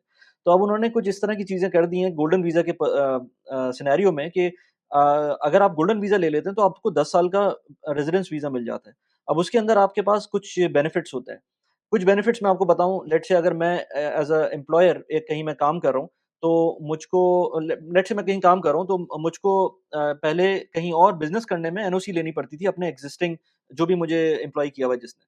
अब मुझे एनओसी नहीं लेनी पड़ेगी। अगर मेरे पास गोल्डन वीज़ा है तो मैं कहीं भी काम कर सकता हूँ, सेकंड काम बहुत ईज़िली मैं ले सकता हूँ। हाँ, मुझे लाइसेंस लेना पड़ेगा अगर मैं नया बिज़नेस कर रहा हूँ, लेकिन मुझे कोई काम करने से रोक नहीं सकता या मुझे कोई एनओसी नहीं लेनी पड़ेगी। इसी तरह से अगर 10 साल के लिए मुझे रहना है, ना भी रहना हो, बहुत सारे लोग पाकिस्तान से गोल्डन वीज़ा लेकर पाकिस्तान में रह रहे हैं और कभी-कभी आ जाते हैं, साल में 1 दफ़ा आ जाते हैं, 2 साल में 1 दफ़ा आ जाते हैं। उनको ज़रूरी नहीं है कि यहाँ पर 6 महीने में चक्कर लगाएँ, क्योंकि पहले ये होता था कि जो भी आपके रेज़िडेंस परमिट है, वो उसकी कंडीशन ये होती थी कि 6 महीने के अंदर आपको यूएई आना होता था। अब वो कंडीशन भी थोड़ी-सी उन्होंने रिलैक्स कर दी है, लेकिन गोल्डन वीज़ा वालों के लिए अगर 10 साल भी नहीं आएँगे वो, तो कोई प्रॉब्लम नहीं होगी। आप ना आएँ, कोई मसला नहीं है, आप आएँ तब भी कोई मसला नहीं है। प्लस अब जब आपके पास गोल्डन वीज़ा होता है, तो उसके बाद आपको कम से कम एक सेंस ऑफ बिलॉन्गिंग होती है ना कि यार इस मुल्क ने आपको एक चीज़ दे दी है, तो आप उसको यूटिलाइज़ कर सकते हैं। लोग प्रॉपर्टीज़ खरीदते हैं, लोग जो यहाँ पर एक मसला है, जो इवेंचुअली सबको आता है, वो हेल्थ केयर का है। ज़्यादातर लोग मतलब रिच एंड फेमस लोगों की जगह है ना यहाँ पर, तो वो उसी तरह के लोग आते हैं। तो फिर तो कोई मसला नहीं है, मैंने ऐसे लोगों को भी देखा है अपने पेरेंट्स को साथ में रखा हुआ है, अच्छी-अच्छी गाड़ियाँ रखी हुई हैं, ड्राइवर्स रखे हुए हैं, वो टेक केयर करने वाले लोग रखे हुए हैं। वही बात है कि अगर आपके पास कैश फ्लो है तो फिर सब कुछ सही है। लेकिन गोल्डन वीज़ा होने के बावजूद आपको ऐसा नहीं है कि उससे कोई बहुत बड़ा इंसेंटिव मिल रहा है या आपको जॉब्स में कोई फ़ायदा होगा। जॉब में कोई फ़ायदा नहीं होगा गोल्डन वीज़ा से। लेकिन गोल्डन वीज़ा से ट्रैवलिंग बहुत आसान हो जाती है। अब यहाँ यूएई के अंदर अब पाकिस्तान का तो आपको पता है ट्रैवल का क्या सिचुएशन है। पाकिस्तान की जो पासपोर्ट की रैंकिंग है वो बॉटम पे है। लेकिन वन्स आपके पास गोल्डन वीज़ा आ जाता है, आपके पास कुछ नहीं तो 20 कंट्रीज़ वीज़ा ऑन अराइवल खुल जाते हैं। जिसके अंदर 7 तो जीसीसी कंट्रीज़ हैं। इसके अलावा और अज़रबैजान हो गया या जॉर्जिया हो गया, ये ऐसे मुल्क जिनकी इवन एम्बेसी पाकिस्तान के अंदर नहीं है, वो भी आपको वीज़ा ऑन अराइवल दे देते हैं या जापान जैसा मुल्क वो आपको ई वीज़ा देता है, अगर आपके पास यूएई का वीज़ा है। गोल्डन वीज़ा की बात नहीं कर रहा, मैं नॉर्मल वीज़ा की बात कर रहा हूँ, अगर रेज़िडेंस वीज़ा है। तो ये बहुत सारे फ़ायदे होते हैं, जो कपल्ड अगर आप गोल्डन वीज़ा को मिला लें, तो बहुत सारी चीज़ें आपको उसका पार्ट एंड पार्सल बन जाती हैं। प्लस उसके अंदर इंश्योरेंस आपको खुद लेनी पड़ती है, हेल्थ इंश्योरेंस आपको लाज़मी चाहिए होती है, उसके बगैर आप यहाँ नहीं चल सकते। कोई एज़ सच आपको बेनिफिट नहीं होगा, लेट्स से आपके बच्चे एजुकेशन की बात करें, तो आपको गोल्डन वीज़ा कोई फ़ायदा नहीं करेगा। जो मेजर फ़ायदा होता है गोल्डन वीज़े का, वो आपकी ट्रैवलिंग की ईज़ होती है। यहाँ पर आपको बैंक अकाउंट खुल जाता है, जो एक बहुत बड़ा, हाँ, ये मैं बताना ही भूल गया कि जो बैंक अकाउंट है यूएई का, अगर कोई पाकिस्तान से आ रहा है या इवन इंडिया से आ रहा है, जो वहाँ के बैंकिंग के प्रॉब्लम्स हैं, वो वहाँ यहाँ पर एक अकाउंट खुलने से सब सॉल्व हो जाता है। मतलब आपको अपनी कोई इंटरनेशनल पेमेंट लेनी है, उसके लिए ये नहीं सोचना पड़ेगा कि पाकिस्तान के अंदर रुपए के अंदर पेमेंट आएगी तो वो डिवैल्यू हो जाएगा या खराब रेट मिल रहे होंगे, वो आप दुबई के अंदर पेमेंट ले लें। आपको क्रेडिट कार्ड यूज़ करना है, आप यूएई का क्रेडिट कार्ड यूज़ करें, अगर आपके पास यहाँ का रेज़िडेंस परमिट है। इसी तरह से और जो लोग फ्रीलांसर्स हैं, उनके लिए अगर मैं तो कहता हूँ, अगर किसी के पास 5-6 हज़ार दिरहम का कैश फ्लो आ रहा है महीने का, डॉलर्स का, सॉरी, 5-6 हज़ार डॉलर्स का, तो उसको अपनी कंपनी भी फ़ॉर्म कर लेनी चाहिए। ट्राई कर लेना चाहिए कि ग्रीन वीज़ा मिल जाए, गोल्डन वीज़ा मिल जाए, क्योंकि गोल्डन वीज़ा और ग्रीन वीज़ा में थोड़ा-सा डिफरेंस होता है। ग्रीन वीज़ा 5 साल का होता है, गोल्डन वीज़ा 10 साल का होता है। तो ग्रीन वीज़ा लोग ले लेते हैं नॉर्मली, क्योंकि उसकी थोड़ी-सी एंट्री बार कम होता है। तो अगर आप वो वीज़ाज़ ले लेते हैं, तो आपको बैंक अकाउंट खुल जाते हैं आपके, और कभी-कभी वो बैंक अकाउंट आपके पास लाइफ़ लॉन्ग भी खुल सकते हैं, इन केस आपने कोई प्रॉपर्टी मॉर्गेज की हुई हो। एक प्रॉपर्टी ले लें, आपको साथ में बैंक अकाउंट खुल जाएगा, क्योंकि रेंट आपको लेना है, तो वो किसी भी तरह से आप करके अपना बैंक अकाउंट खोल सकते हैं। तो मल्टीपल वीज़ाज़ हैं, मल्टीपल ऑप्शन है, ईज़ी कर दिया है यूएई ने कि आप बजाए इसके कि अब पाकिस्तान की जो प्रॉब्लम्स हैं, उन चीज़ों को देखते हुए इन्होंने वो सॉल्यूशंस निकाल दिए हैं कि आपको वो मसले जो पाकिस्तान में मिल रहे हैं, वो यहाँ पर ईज़ ऑफ डूइंग बिज़नेस है। आप ईज़िली बहुत सारे लोगों के पास कैश फ्लो का प्रॉब्लम नहीं होता, इनकम का मसला नहीं होता। मैं ऐसे लोगों को जानता हूँ पाकिस्तान के अंदर जो नॉर्मल फ्रीलांसिंग कर रहे हैं, अमेज़न पे काम कर रहे हैं या इस तरह के जो और दूसरे काम कर रहे हैं, $10,000 $15,000 बना लेते हैं महीने के। उनके लिए कोई मसला ही नहीं है कि वो यूएई के अंदर अपना बैंक अकाउंट खोल लें, वीज़ा ले लें। तो ये वीज़ा उन लोगों को कैटर करता है। ये सबके लिए नहीं है। मतलब आप ये नहीं सोचें कि गोल्डन वीज़ा मिल जाएगा तो आपको जॉब मिल जाएगी। जॉब का रिलेशन उस वीज़े से नहीं है। हाँ, ये होगा कि आपके आने-जाने में कोई मसला नहीं होगा।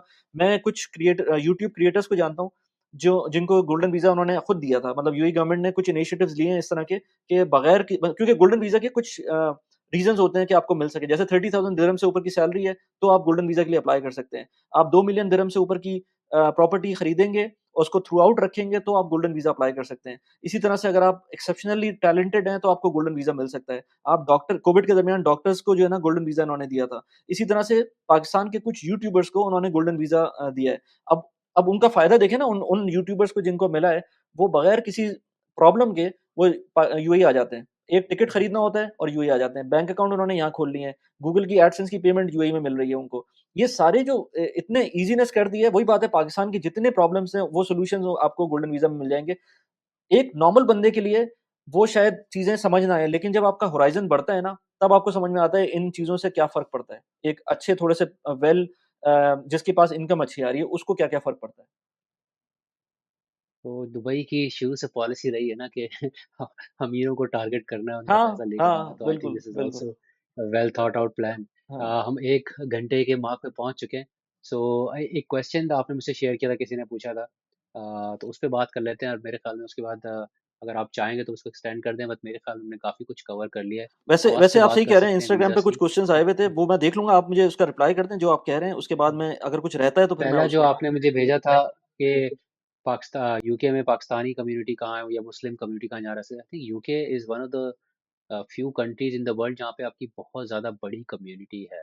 कि पिछले दिनों में मेरा भाई जर्मनी से आया हुआ था, तो वो तो देख के इतना वो फैसिनेट हुआ कि यार तुम्हारा तो करीब में हौसलो इतना बड़ा देसियों का गढ़ है, साउथ हॉल। वो हर शाम को मुझे लेके चले, चलो चाय पीने चले ढाबे शाबे पे। तो वो एक आपको कल्चर मिल जाता है यहाँ पे बड़े शहरों के पास, specially Manchester, Birmingham, even Cardiff वगैरह। या यूके में बहुत हैं पाकिस्तानी, इंडियंस भी बहुत हैं, मुस्लिम कम्युनिटी बड़ी बड़ी है। फिर कुछ शहर हैं ऐसे, जैसे लेस्टर शायर है, लूटन है, इनको मिनी पाकिस्तान भी कहते हैं, यहाँ पे पाकिस्तानी बहुत हैं। बर्मिंघम है, अगेन आपका माइंडसेट क्या, आप पाकिस्तानियों के पास रहना चाहते हैं या मिक्स्ड नेबरहुड में रहना चाहते हैं, क्योंकि ये भी होता है बात, आप जॉब मार्केट में जाते हैं तो जब तक आप दूसरे मुल्कों के लोगों से इंटरेक्ट नहीं करेंगे, तो जॉब मार्केट में आपको मसाइल आते हैं। So you just don't want to restrict yourself to your own community. लेकिन अगर आप वाकई चाहते नहीं यार मैं देसी कल्चर में रहूँ, देसी माहौल में रहूँ, लेस्टर है, लूटन है, बर्मिंघम है, और इवन कुछ एरियाज में जैसे यहाँ पे स्लाओ है, लंदन के बराबर में।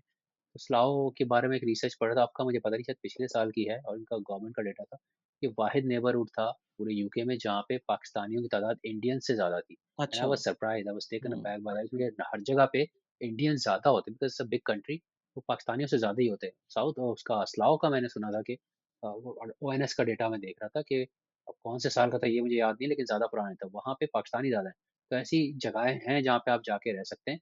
और मेरी थोड़ी-सी पॉलिसी ये है कि यार, क्योंकि बच्चे यहाँ बड़े हो रहे हैं, अगर वो जॉब मार्केट में जाएँगे, बिल्कुल ही अगर मैं अपनी कम्युनिटी में रहूँगा तो फिर वो गोरों से इंटरेक्शन नहीं होगा, तो जॉब मार्केट में उनको मसाइल आ सकते हैं, वो कम्पेटिटिव शायद उतने ना हो मे बी, या दूसरे कल्चर को लेके ये ना हो कि थोड़े से क्लोज़ हों, ओपन होना चाहिए। दूसरा ये कि कम्युनिटी से इतना दूर भी ना हो जाओ, जैसे मस्जिद करीब होनी चाहिए, या आपके देसियों की जो कम्युनिटी, जैसे मैं बिल्कुल स्लाव के इसके हाउसलो के स्लाव के करीब में बैठा हुआ हूँ, साउथ हॉल करीब है। देसियों की कम्युनिटी भी पास में करीब, वैसे तो यहाँ कम्युनिटी का मतलब ये है जहाँ बहुत ज़्यादा तादाद में, वरना तो आपको पाकिस्तानी तकरीबन हर नेबरहुड में मिल जाएँगे, इंडियन भी मिल जाएँगे, इंडियन मुस्लिम्स भी मिल जाएँगे, और बहुत अच्छी बातचीत होती है, सलाम दुआ होती है। सही तरीके से रहते हैं, कोई इतना जो उस तरह की जो हमें सोशल मीडिया पे एक हेट्रेड नज़र आता है, वो रियल लाइफ़ में यहाँ स्पेशली ओवरसीज़, आप भी दुबई में बैठे हैं, आपको पता होगा, इतना ज़्यादा नहीं है। People just treat you on your like based on how you deal with them. तो अगर आप अच्छे हैं तो वो भी हाँ, अच्छे हैं, अगर आप हाँ। करेंगे तो ज़ाहिर है वो भी फिर आपसे एरिया सही पे भी रहेंगे। डिपेंड करता तो है ना, यहाँ आप जगहें इस आप तरह की ऐसी बहुत जगह जाएँगे, गलत जगह पहुँच जाएँगे तो एरिया फिर पे भी कहीं भी डिपेंड हो करता सकता है। है। बिल्कुल।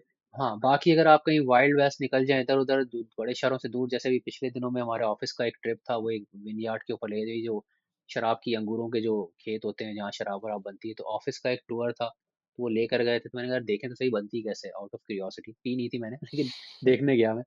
तो वो इलाका जो था बिल्कुल ही वो वाइल्ड वेस्ट, और उधर में सिर्फ़ गोरे ही गोरे नज़र आ रहे, देसी तो नज़र ही नहीं आ रहे मुझे। साउथ ईस्ट की तरफ मैं गया था। तो अब अगर आप ऐसी जगह चले जाएँगे तो वहाँ पे ज़ाहिर है प्रॉब्लम्स आएँगे, हलाल गोश्त मिलना मुश्किल होगा, फिर कल्चर सारा इंग्लिश ही होगा, यूरोपियन होगा, वो मसाइल आ सकते हैं। लेकिन अगर आप बड़े शहरों के आस-पास हैं तो कम्युनिटी आपको हर जगह मिलेगी। और मैं कॉस्ट पे भी बात कर लूँ before I take you more questions, कि visa cost, student visa is a very expensive route unless you are coming coming like me on a scholarship, जिसमें तकरीबन सब कुछ कवर है, और वापस भी नहीं जाना। ये भी इम्पोर्टेंट है, वरना स्कॉलरशिप्स में ऐसी भी होती हैं जिसमें फुली फंडेड होती हैं लेकिन आपको वापस जाना होता है। फुलब्राइट वगैरह के तो अंदर आपको स्टूडेंट वापस इसलिए जाना महँगा होता है, है क्योंकि यूएस की, फुलब्राइट में वापस जाना है, या यूके में चीवनिंग है, रोड्स इवनिंग है। स्कॉलरशिप है, इस हुँ, तरह के मुख्तलिफ प्रोग्राम्स हुँ, हैं। तो उसमें फिर आपको वापस जाना है, और अगर आप जेब से पढ़ने आ रहे हैं, तो काफ़ी महँगा पड़ जाता है। मिडल क्लास तो करेंसी हमारी कितनी डेप्रिशिएट हो गई ना। मैं आया था आई थिंक पाउंड 190 का चल रहा था उस वक़्त, अब 350 से पहुँचा, अभी नीचे आया है, वरना तो तकरीबन 400 का टच कर रहा था। हुँ। तो बड़ा महँगा हो गया है स्टूडेंट वीज़ा पे आना, और फिर ये स्पाउस वाला ऑप्शन ख़त्म करेंगे तो बंदा परेशान ही होगा कि यार इतने पैसे लगाऊँ, फिर कोई गारंटी नहीं है कि आपको स्पॉन्सर भी मिल जाएगा। लोग आ तो जाते हैं यार कुछ हो जाएगा, लेकिन बड़ी चैलेंजेस आते हैं, बहुत प्रॉब्लम्स आती हैं, and I was one of the very few luckiest people कि मैं यूनिवर्सिटी से, मैंने अभी मेरा मास्टर्स की डिग्री आई नहीं थी मेरे पास, और जॉब आ गई, वो भी मेरी फील्ड की। वरना आसानी से नहीं सेटल होते आप, और लोग यहाँ आके काम के पैसे कमाने के चक्कर में, क्योंकि सर्वाइवल के लिए आपको इतने पैसे कमाने पड़ते हैं, फिर आपकी पढ़ाई मुतासिर होती है, आप पढ़ नहीं पाते। तो ये चैलेंजेस हैं, तो ये महँगा है। लेकिन अगर स्किल्ड वर्कर पे आते हैं तो उसमें भी डिपेंड करता है, अगर आपको अच्छा तगड़ा स्पॉन्सर मिल जाता है तो वो पूरा आपको पे कर देगा। आपकी वीज़ा फ़ीस, आपका इमिग्रेशन हेल्थ सरचार्ज, ये सारी जो है, और कुछ अगर बहुत ही अच्छे हैं, जैसे अभी मैं एक दोस्त से मिला था, कराची का बंदा है, वैसे वो दुबई से आया था। उसकी तो कंपनी ने रिलोकेशन अलाउंस भी दिया उसको। तो अगर आपको रिलोकेशन अलाउंस मिल रहा है फिर तो और ही ज़बरदस्त। अभी आज मैंने एक वीडियो अपने चैनल पे डाली है कि टीचर्स के लिए ये 10,000 पाउंड का रिलोकेशन अलाउंस दे रहे हैं, फिज़िक्स और लैंग्वेजेस टीचर्स के लिए, और स्किल्ड वर्कर वीज़ा पे। तो अगर ऐसा कुछ जुगाड़ लगती है वो, तो फिर ज़बरदस्त काम हो जाएगा। बट उसके बावजूद भी अगर आपको स्किल्ड वर्कर पे कोई बुला रहा है और वो आपको फुल सपोर्ट नहीं कर रहा, चाहे वो कहता है कि भई हम आपको स्पॉन्सर कर देंगे लेकिन आप अपनी वीज़ा फ़ीस, हेल्थ सरचार्ज वगैरह भरें, तो भी इतना बुरा ऑप्शन नहीं है, क्योंकि आपको पता है आप जाएँगे from day one you have a job. तो वो इतना ऑप्शन बुरा नहीं है। हुँ। लेकिन उसमें ये है कि फिर यहाँ वीज़ा फ़ीस का अगर मैं बिल्कुल आपको सीधे से ज़्यादा हिसाब दे दूँ, सबसे बड़ी जो आपको एक्सपेंस आता है वो इमिग्रेशन हेल्थ सरचार्ज होता है। जो जैसे मैंने कहा ना, हेल्थ केयर फ्री है, वो फ्री नहीं है, आप एक इंश्योरेंस पे करते हैं एडवांस में, तो उसके बदले आपको हेल्थ केयर फ्री में मिलती है। तो वो अभी इस वक़्त 624 या पता नहीं 635 कुछ है वो साल का, और अगर आप 5 साल के लिए आएँगे तो 6 मल्टीप्लाई बाय 5, वो ये 3000 पर पाउंड तो फैमिली है, आपको पर यहीं पड़ पर्सन जाएगा। है, क्या है ये? 5, ये पर पर्सन है, एडल्ट का 600 है, तो 6 पंजे 30 लाइक 3000 पाउंड आपको ये पड़ जाएँगे 5 साल के, और बच्चों का आई थिंक कम होता है, 600 की बजाय 400 कुछ है। तो अगर आप फैमिली ऑफ 4 के लिए आ रहे हैं तो अब 3000 आपके, 3000 आपकी वाइफ के, 6000 फिर बच्चों के लगा लें 2-2 हज़ार, तो 10,000 तो सिर्फ इमिग्रेशन हेल्थ सरचार्ज है। फिर visa fees I think skill worker की शायद 700, अगर मैं गलत नहीं हूँ तो। 700 टाइम्स 4 वो अलग है, 2500। तो ये 12 साढ़े 12,000 का खर्चा आपका है स्किल हुँ, वर्कर वीज़ा पे। और हुँ। अगर कंपनी स्पॉन्सर पे कर दे तो ये खर्चा बच सकता है। स्किल तो इससे तो बहुत वीज़ा ज़्यादा कितना आराम से मिल स्टूडेंट रहा है? वीज़ा इससे भी महँगा है। हाँ, कितना आराम से मिल जाता है? यार स्किल वीज़ा तो आपकी स्किल पे डिपेंड करता है ना। यहाँ जो एक list of occupation in shortage है, वो अगर आप उसके अंदर आ रहे हैं, जो इनको फॉरेन वर्कर चाहिए जिस एरियाज़ में, तो उसमें तो फिर आपको आराम से मिल सकता है। लेकिन जो बहुत सारे एरियाज़ ऐसे हैं जहाँ पे ऑब्वियसली दुनिया भर से लोग आ रहे होते हैं, आप सिर्फ पाकिस्तान से नहीं आ रहे, बड़ी कंपैरेटिव मार्केट है, तो वो इतना आसान नहीं है। लेकिन हाँ, अगर आपको एम्प्लॉयर स्पॉन्सर करने को तैयार हो जाए, तो फिर वीज़ा लगना मसला नहीं है, क्योंकि प्रोसेस ये होता है, अगर स्पॉन्सर आपको जो एम्प्लॉयर है आपका, वो स्पॉन्सर करने को तैयार होता है, तो उसने सिर्फ एक प्रोसेस करना होता है होम ऑफिस के साथ। वो अप्लाई करता है, फिर वहाँ से इनको एक नंबर इश्यू होता है, आप कह लें कि सर्टिफिकेट ऑफ स्पॉन्सरशिप। बस वो नंबर, वो पेपर आपको चाहिए, उसके बाद बस आप ही अपने डॉक्यूमेंट लगाएं पर्सनल, और आप वीज़ा अप्लाई कर दें, लग जाता है। मैंने नहीं सुना किसी का रिफ्यूज़ हुआ हो, सही, तो मिल जाता है आराम से। सही। बाकी हाँ, कुछ और चीज़ें भी चल रही हैं, जैसे केयर होम वर्कर वीज़ा का आजकल बहुत ट्रेंड है, बहुत लोग आ रहे हैं। लेकिन प्रॉब्लम ये है कि उसमें मैं स्कैम्स भी देख रहा हूँ, बहुत सारे लोगों के साथ हो रहा है, कि लोग जो है वो खरीद कर आ रहे हैं। जब आप खरीद कर आ रहे हैं, तो जो बेच रहा है वो बेसिकली जेन्युइन तो नहीं है, और वो फिर वो एक्सप्लॉइट कर रहे हैं, एक तरह से आप स्लेव बनकर आ रहे हैं, क्योंकि वो आपको सैलरी जो बता रहा है पेपर के अंदर स्पॉन्सर के, वो आपको वो पे नहीं कर रहा, वो आपको आधी पे कर रहा है, और आपसे ये पहले उसने अंडरस्टैंडिंग कर ली है, तो वो अपने एक्सपेंसेस बचा रहा है, ताकि वो टैक्स में डंडियाँ लगा, सॉरी, एक्सपेंसेस ज़्यादा दिखा के और प्रॉफिट अपना बढ़ा सके, और आपको वो एक्सप्लॉइट कर रहा है। बट लोग आ रहे हैं भाई, के पीछे हालात जिस तरह के, लोग कहते हैं नहीं ये ठीक है। इसके अलावा और भी लोग आ रहे हैं स्पॉन्सर वीज़ा पे, लेकिन और भी कहानियाँ हैं, पैसे दे के इस तरह से करके आ रहे हैं। अब मैं उस डिटेल में नहीं जा रहा, बिकॉज़ मुझे लगता है कि वो सही तरीका नहीं है। हुँ, और अभी अल्लाह ना करे, पाकिस्तान के हालात ठीक है, बहुत मुश्किल हैं, तंग है, लेकिन मुझे पता है, I am connected with my family back home. मेरी भी फैमिली पिछले साल ही आई है।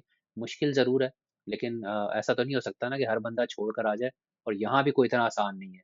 यहाँ पे अगर आप हाइली स्किल्ड हैं, आपकी लैंग्वेज सबसे ज़रूरी है, कम्युनिकेशन स्किल्स। और मैं आई एम श्योर दुबई में भी ऐसा होगा, कि जब आप बता रहे हैं इतना महँगा हो गया, तो जो स्किल्ड वर्कर होगा और हाइली क्वालिफाइड वर्कर होगा, उसके लिए शायद इतना बुरा ना हो, क्योंकि वो आएगा, वो ज़ाहिर है थोड़ा बहुत समझेगा सिस्टम को, ही विल ब्रेक इन, उसको मौका मिल जाएगा अपनी फील्ड में घुसने का, वो एवरेज सैलरी से ऊपर कमा लेगा, ही माइट सर्वाइव। लेकिन जो अनस्किल्ड बंदा आ रहा है, पढ़ा लिखा नहीं है, इंग्लिश सही से नहीं बोल सकता, या जिस मुल्क में जा रहा है उसकी लैंग्वेज नहीं आती, काम भी कोई ऐसा नहीं आता, ना लिखना जाता जानता है, ना पढ़ना जानता है, कोई इतना उसको खास काम नहीं आता, तो वो यहाँ पर आके लेबर ही काम करेगा, और लेबर काम में आप अपने कितना भी घिस लें, कितना भी घिस लें, आप जितना ये महंगा मुल्क है, आप उसको नहीं मैनेज नहीं कर, फैमिली के साथ नहीं कर, सिंगल बंदा शायद कर ले, कि कुछ बचा लेगा, पाकिस्तान भी भेज लेगा, अपना गुजारा कर लेगा, लेकिन फैमिली बुलाना, लोगों को 15-15 10-10 साल लग जाते हैं, बहुत मुश्किल होती सही बात है। बिल्कुल सही कह रहे हैं। थैंक यू फारूक भाई 1 घंटा 10 मिनट हो गए हैं। आई थिंक एडिटिंग के बाद 1 घंटा तो हो ही है। लंबी जाएगा। हो गई। हाँ, 1 घंटा हो जाएगा इस वीडियो को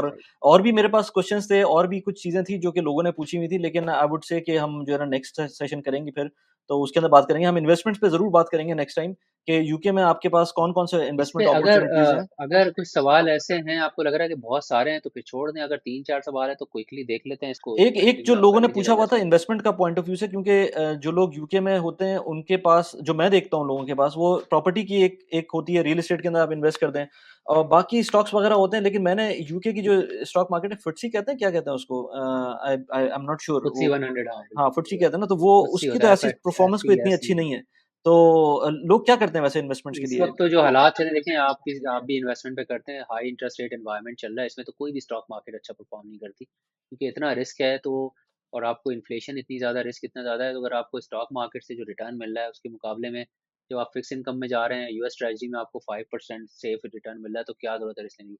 अब मैं डिस्ट्रेस्ड डेट इन्वेस्टर से बात करूँ, दुनिया की सबसे बड़ी एसेट क्लास है बाय द वे, क्योंकि जब नॉर्मली कंपनीज के लिवरेज बाय आउट्स होते हैं, तो डेट टू इक्विटी रेशियो होता है लाइक 70-20, 70-30, 80-20, यानी जो कंपनी खरीदी है 80% डेट से लेके खरीदेंगे, 20% जो है वो इक्विटी डालेंगे, तो हम कवर करते हैं डेट पार्ट को। तो उनकी मैं देख रहा हूँ, उनकी भी स्ट्रैटेजी, हालांकि वो इतना रिस्क लेते हैं डिस्ट्रेस डेस्क में इन्वेस्ट करके, ऐसी कंपनी में जिनके क्रेडिट डिस्ट्रेस में हो। मैं इस तफसील में नहीं जा रहा, बहरहाल अब ये समझ लें कि वो बॉन्ड्स के अंदर और लोन्स के अंदर इन्वेस्टमेंट करते हैं, लेकिन वो भी अब डर डर गए हैं, वो कहते हैं भाई नहीं, रिस्क बहुत ज़्यादा है। तो उनका भी अभी इस वक्त, मैंने जो ज़्यादातर से लोगों से बात हो रही है फंड मैनेजर से, ज़्यादातर का जो रेशियो है इस वक्त 60-40 है, 40% इक्विटी मार्केट में, 60% फिक्स्ड इनकम में। और अगर ये फेडरल रिजर्व ने रेट्स और बढ़ा दिए, तो हो सकता है ये 70-30 भी हो जाए। तो अगर आप हर $10 में से $60 आप फिक्स इनकम में लगा रहे हैं, तीन स्टॉक मार्केट में लगा रहे हैं, तो स्टॉक मार्केट में परफॉर्म ज़ाहिर है नहीं करना, बिजनेसेस स्ट्रेस में, कॉस्ट ऑफ डूइंग बिजनेस, अभी बिजनेसेस को परफॉर्म करने के लिए सस्ता डेट चाहिए होता है। अब वो कोविड के ज़माने में तो जीरो इंटरेस्ट में मिल रहा था, अब तो 5.5%, 5, 5.25, 5.5% चल रहा है मुख्तलिफ मुल्कों में। तो इतना महंगा जब डेट मिलेगा तो वो उनकी इंटरेस्ट सर्विसिंग कॉस्ट ज़्यादा होगी, तो बिजनेसेस परफॉर्म नहीं कर पा रहे हैं, कंपनीज ब्लो अप हो रही हैं। इसकी वजह से इक्विटी मार्केट जो है वो इस वक्त बहुत प्रेशर में है। और फिक्स्ड इनकम जो है सारी ट्रेजरीज और ये यूएस में गिल्ड्स होते हैं, सॉरी यूके यूके में में गिल्ड्स गिल्ड्स होते होते हैं। हैं, या हुँ, जर्मनी में बॉन्ड्स होते हैं। हाँ, हुँ। जर्मनी में बॉन्ड्स होते हैं जो भी बड़ा पॉपुलर है, और इसके अलावा यूएस में तो ट्रेजरी पता ही लोग, इसमें लोग ज़्यादा इन्वेस्ट करते हैं। हुँ, बिल्कुल इसी तरह है। लेकिन मैं सबको यही बोलता हूँ कि यार आप लेकिन इसमें जो एक सॉरी वकील, एक हाँ, चीज़ ऐड कर दूँ हुँ, वली, कि ये इसमें जो इनमें इन्वेस्टमेंट करने के लिए छोटा अमाउंट नहीं चाहिए होता। हुँ। आप कम से कम 100,000 पाउंड से कम की बात ना करें आप। तो फिर उसका तरीका होता है आप उन फंड्स में इन्वेस्ट करते हैं जो फिर इस तरह के एसेट्स में फिक्स हाँ, इनकम बिल्कुल ऐसी है। जो है लेकिन फ़िक्स इनकम के अंदर आपके मैं फंड्स के थ्रू सबको करते हैं। इसी तरह से बोलता हूँ कि आजकल तो आपको उसी में करना चाहिए, लेकिन वही बात है कि स्टॉक्स भी आपको डिर्ट चीप प्राइस पे मिल रहे हैं। पाकिस्तान की मार्केट तो बिल्कुल ही नीचे चली गई है, तो आपको फिर भी कोई ना कोई पोर्शन रखना चाहिए। जैसे आप कह रहे हैं, बिल्कुल सही स्ट्रैटेजी है, बिल्कुल, बिल्कुल। 30% वो 70%। 70-30 जो है वो यही है ना, वो जो हाँ, हाँ, वो जो 30% भी डाले हैं वो फिर ऐसे नहीं होगा, वो इंडेक्स को नहीं ट्रैक कर रहे होंगे। हाँ, इंडेक्स को ट्रैक करेंगे तो 30% डूबेगा ही आपका। बिल्कुल। वो केएसई 100 इंडेक्स को नहीं कर रहे होंगे, वो या तो ईटीएफ में डालेंगे किसी में, या जो हुँ, डिविडेंड पेइंग स्टॉक्स, इनको उनको पता है यार 2-4 साल नहीं भी परफॉर्म करे, इन्होंने डिविडेंड देते रहना। डिविडेंड दे देना है, वो ऐसे फिर, बिल्कुल। लेकिन उसके लिए बहुत रिसर्च चाहिए। ये फिक्स इनकम तो आप नो ब्रेनर है ना यार, इसमें क्या है, आपको पता है इतना प्रॉफिट मिल रहा है, पैसे डालूंगा इतने मिल जाएंगे। फिक्स हुँ। इनकम में तो कोई दिमाग ही नहीं यूज होता ना। लेकिन आप इक्विटी मार्केट में बहुत रिसर्च करनी पड़ती है आपको, कि आप कंपनीज में इन्वेस्ट कर रहे हैं, कौन डिविडेंड देगा, और हिस्टोरिकली अच्छा डिविडेंड देता रहा है तो क्या आगे भी देगा नहीं देगा, कौन से उसके सेक्टर के डायनामिक्स हैं जो चेंज हो सकते हैं, प्रॉब्लम्स आ सकती हैं, तो वो वैसे सारी वैसे चीज़ें मैं ये अभी आपसे ट्रेड पूछूँ तो वॉर के बाद क्योंकि जो मैं तो इंटरेस्ट लोगों से रेट बात जो करता हूँ ना तो चाहे वो यूएस हो जाए, चाहे वो यूके हो जाए, चाहे वो पाकिस्तान का तो कुछ छोड़ ही दें। लोगों को एक्यूमेन नहीं होती है इन्वेस्टमेंट की। तो आप जिन लोगों से बात करते हैं तो उनको आप अपार्ट फ्रॉम योर ऑफिस क्योंकि वहाँ तो प्रोफेशनल्स काम कर रहे हैं। लेकिन वैसे आप बात करें पाकिस्तानियों से, देसियों से, गोरों से, तो उन लोगों को होता है कि वो स्टॉक्स में इन्वेस्ट करें या वो उनका भी एक जो नॉर्मल माइंडसेट होता है कि प्रॉपर्टी ले लेते हैं, उसको मॉर्गेज कर लेते हैं, इस तरह की माइंडसेट होता है या किस तरह से वो लोग देखते हैं इन्वेस्टमेंट्स को? यार मेरे ख्याल में एक प्रॉपर्टी को लेके तो ट्रेंड जितना मतलब मुझे पता है पूरी दुनिया में सेम ही है, जिसके हाँ, पास हाँ। बिग टिकट इन्वेस्टमेंट है वो प्रॉपर्टी में जाता है, और I think which make sense, क्योंकि प्रॉपर्टी में आपको पता है वो वैल्यू गिरती कम ही है, ज़्यादा ऊपर ही जाती है। और लंदन इतना हॉट रियल एस्टेट है, दुबई इतना हॉट रियल एस्टेट है, इवन पाकिस्तान में पैसे अप्रिशिएट होते हैं कम नहीं। अभी आजकल पाकिस्तान में जो हालात हैं ओबियसली, अब जैसे गजा में वॉर छिड़ गई है तो वहाँ भी प्रॉपर्टीज जो प्राइस हैं वो और नीचे चले गए होंगे, लेकिन नॉर्मल उसमें हालात में तो प्रॉपर्टी ऊपर ही जाती है। तो हर जगह जिसके पास ज़्यादा सेविंग्स है बड़ी, वो प्रॉपर्टी में इन्वेस्ट कर नहीं, सकता है। जैसे छोटा आपको मैं इन्वेस्टर तो प्रॉपर्टी एग्ज़ाम्पल में दूँ जा ना ही नहीं सकता, इतने देखिए पैसे वो। यही मसला होता है ना लोगों को थोड़ा-सा हाँ, मिसकॉन्सेप्ट होता है। अब कनाडा में मैं अपने दोस्तों का बताता हूँ कि बहुत बुरा हाल हुआ हुआ है। आप रीट फंड की बात कर रहे हैं। नहीं, नहीं रीट फंड की बात नहीं कर रहा मैं बोल रहा हूँ नॉर्मल प्रॉपर्टी की क्योंकि उन्होंने क्या अब देखिए जितनी भी प्रॉपर्टी अच्छा, लेते हैं कैश पे तो लेंगे नहीं, मॉर्गेज करेंगे। अब मॉर्गेज जब करते हैं तो आपके इंटरेस्ट रेट्स बढ़ना शुरू हो जाए। तो मैं आपको एग्ज़ाम्पल छोटी-सी देता हूँ। मेरा एक फ्रेंड है, वो उसने एक प्रॉपर्टी ली 1200 हाँ, डॉलर्स कनाडा में ब $1200 की मंथली कॉस्ट आ रही थी उसको, जो उसकी मॉर्गेज कॉस्ट थी। अब वो $1200 से जब वो इंटरेस्ट रेट्स बढ़ना शुरू हुए तो वो $1600 हुए, $1700 हुए। तो इतनी ज़्यादा नहीं लगी। लेकिन जब उसने फाइन प्रिंट पढ़ा तो वो जो $1700 थे वो 30 इयर्स की मॉर्गेज के ऊपर थे। 30 इयर्स से $1200 30 इयर्स की मॉर्गेज थी, अब वो $1700 60 इयर्स की मॉर्गेज हो गई है।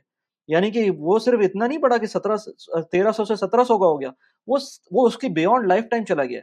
यानी कि वो 30 इयर्स की मॉर्गेज उन्होंने 30 60 इयर्स पे लेके चले गए। और ना सिर्फ़ ये, अच्छा दुबई में एक एक अच्छी चीज़ प्रॉपर्टी में ये होती है इन बीइंग एन इन्वेस्टर अगर फर्ज़ करें मेरा कोई अपार्टमेंट है और मैं उसको रेंट पे देना चाहता हूँ और मैंने किसी को रेंट पे दे दिया है और अब मैं चाहता हूँ कि यार दुबई की रेंट्स जो है ना बढ़ गए हैं। मेरा अपार्टमेंट मैंने दिया था लेट्स से 60,000 दिरहम्स के ऊपर साल का।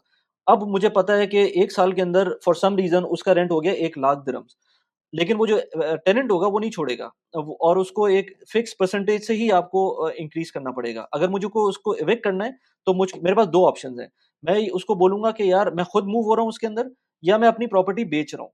इन 2 रीज़न्स या फिर मैं अपनी प्रॉपर्टी के अंदर कोई मेजर मेंटेनेंस करवा रहा हूँ। इन 3 रीज़न्स की बजाय कोई और रीज़न हो नहीं सकता उसको इविक्ट कराने का। जो मेरा दोस्त जिसको मैं बता रहा था कनाडा के अंदर, उसकी प्रॉपर्टी के ऊपर 1.5 साल से कब्ज़ा है उसके टेनेंट का और वो नहीं छोड़ रहा है। तो आप सोचें कि वो अपनी प्रॉपर्टी का मॉर्गेज भी पे कर रहा है, जो कि 1200 से 1600 1700 हो गया और वो 60 इयर्स पे चला गया है और आगे भी बढ़ता रहेगा क्योंकि इंटरेस्ट रेट अभी रुकने वाले नहीं है, ये ऊपर ही जा रहे हैं।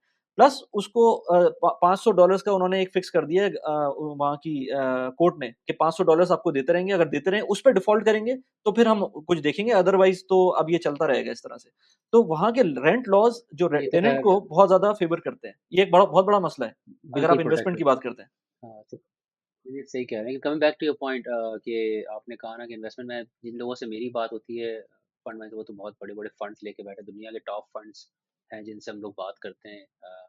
तो वो तो ऑब्वियसली बड़े सोफिस्टिकेटेड इन्वेस्टर होते हैं और ये मतलब मैंने अपनी लाइफ में इतनी मुश्किल जॉब कभी नहीं की जितनी ये है। अच्छा। It really stretches you, it just test your potential कि आप में कितना दम है, आप कितना फाइनेंशियल जर्नलिज्म को समझते हैं या फाइनेंस को समझते हैं। तो वो टेस्ट होता है और हमने वो फाइनेंस पढ़ी तो है नहीं, बिजनेस रिपोर्टिंग कर करके बन गए, बड़ी मुश्किल होती है।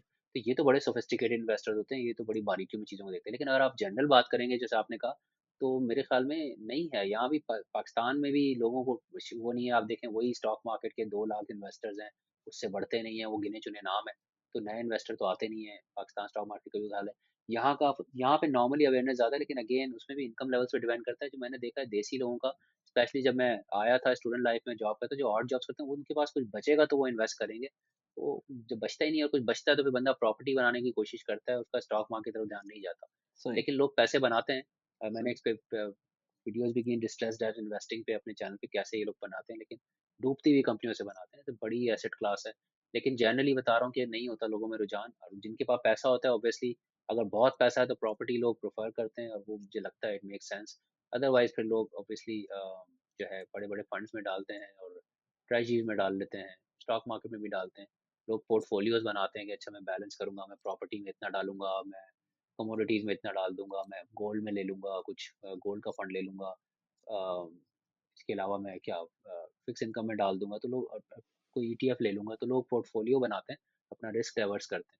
लेकिन हुँ, अगेन ये थोड़ी सोफिस्टिकेटेड इन्वेस्टमेंट होती है। अब आप जिसके लिए आपके पास पैसे भी होने चाहिए, मेरे पास तो मतलब नॉलेज तो होती है, पैसे नहीं होते कभी इन्वेस्ट करने के लिए। मेरे ख्याल में इसको यही एंड करते हैं, काफ़ी लंबा हो गया सेशन। बिल्कुल, बिल्कुल और सही है। फिर फ्यूचर में किसी अच्छे आइडिया के साथ दोबारा से कोई एक वीडियो कर लेंगे। इंशाल्लाह, इंशाल्लाह। बड़ी नॉलेज मिली मुझको Farooq, thank you very much for this session और नहीं, थैंक यू इंशाल्लाह सो मच। मैं टू बी ऑनेस्ट मैं काफ़ी इम्प्रेस हुआ हूँ ये जो यूएई के बारे में आपने कि हर बंदा यूएस, अमेरिका, कनाडा, अगेन अभी भी एक कंसर्न वो जो सिटीजनशिप वाला यूएई को हाँ, लेके है, लेकिन अगेन जो हाँ, गोल्डन वीजा वाली आपने बात की, यार चलो 10 साल तो जिंदगी है, सुकून से हाँ, गुजारो और हाँ, अच्छा लाइफस्टाइल अगर, और प्लस करीब है पाकिस्तान से, बड़े आराम बिल्कुल, से आप जल्दी डेढ़ आके घंटे आप की जो फ्लाइट में आप तो बिल्कुल, बड़ी ऐसे ही है। मुझे भी सीखने को मिला। और मेरे ख्याल में मुझे नहीं पता इतनी लंबी किसी में स्टेमिना है कि इतना लंबा उन्होंने हमें सुना होगा, जब हम पब्लिश करेंगे सुना होगा तो हो। लेकिन अगर कुछ सुनेगा तो मुझे यकीन है उनको भी काफ़ी चीज़ें पता चली होंगी, और हाँ, उन्होंने सोचा होगा भाई बहुत सारे ऑप्शन हैं और शायद फ्यूचर में और मुल्कों पे भी बात करेंगे। थैंक यू सो चलें much. Thank you very much और आप बिल्कुल फ़ारूक भाई के चैनल को सब्सक्राइब कर सकते हैं। मेरे चैनल पे ये वीडियो दोनों के चैनल पे आ जाएगी, तो हम दोनों एज़ अ कोलैबोरेटर डाल देंगे। हाँ, अगर आप फ़ेसबुक पर हैं तो उसको भी एज़ अ कोलैबोरेटर हम मैं अपने डाल दूँगा। अपने चैनल्स का लिंक डाल देंगे क्योंकि ऑब्वियसली ये तो कोलैबोरेशन है, आपको दोनों चैनल्स पे मिलेगा। जी। लेकिन ज़ाहिर है मैं बहुत सारी वीडियोस कर रहा होता हूँ, वली कर रहे होते हैं, तो मेरी ऑडियंस उधर जाके देख सकती है। वैसे मुझे एनालिटिक्स से लग रहा होता है कि आपके चैनल को भी देखते हैं मेरे कुछ अच्छा, अच्छा, सब्सक्राइबर, अच्छा, अच्छा। या पता चलें, नहीं आपके सब्सक्राइबर मेरे चैनल पर आए हैं, ज़बरदस्त। पता चल रहा होता है। तो हाँ, हम एक दूसरे के चैनल से लिंक डाल देंगे ताकि जो कंटेंट्स मेरे या इनके चैनल पे एक्सक्लूसिवली है वो भी आप देख सकें। चलें थैंक यू सो ज़बरदस्त। Much for your thank support. You very much. Thank you. अस्सलाम वालेकुम।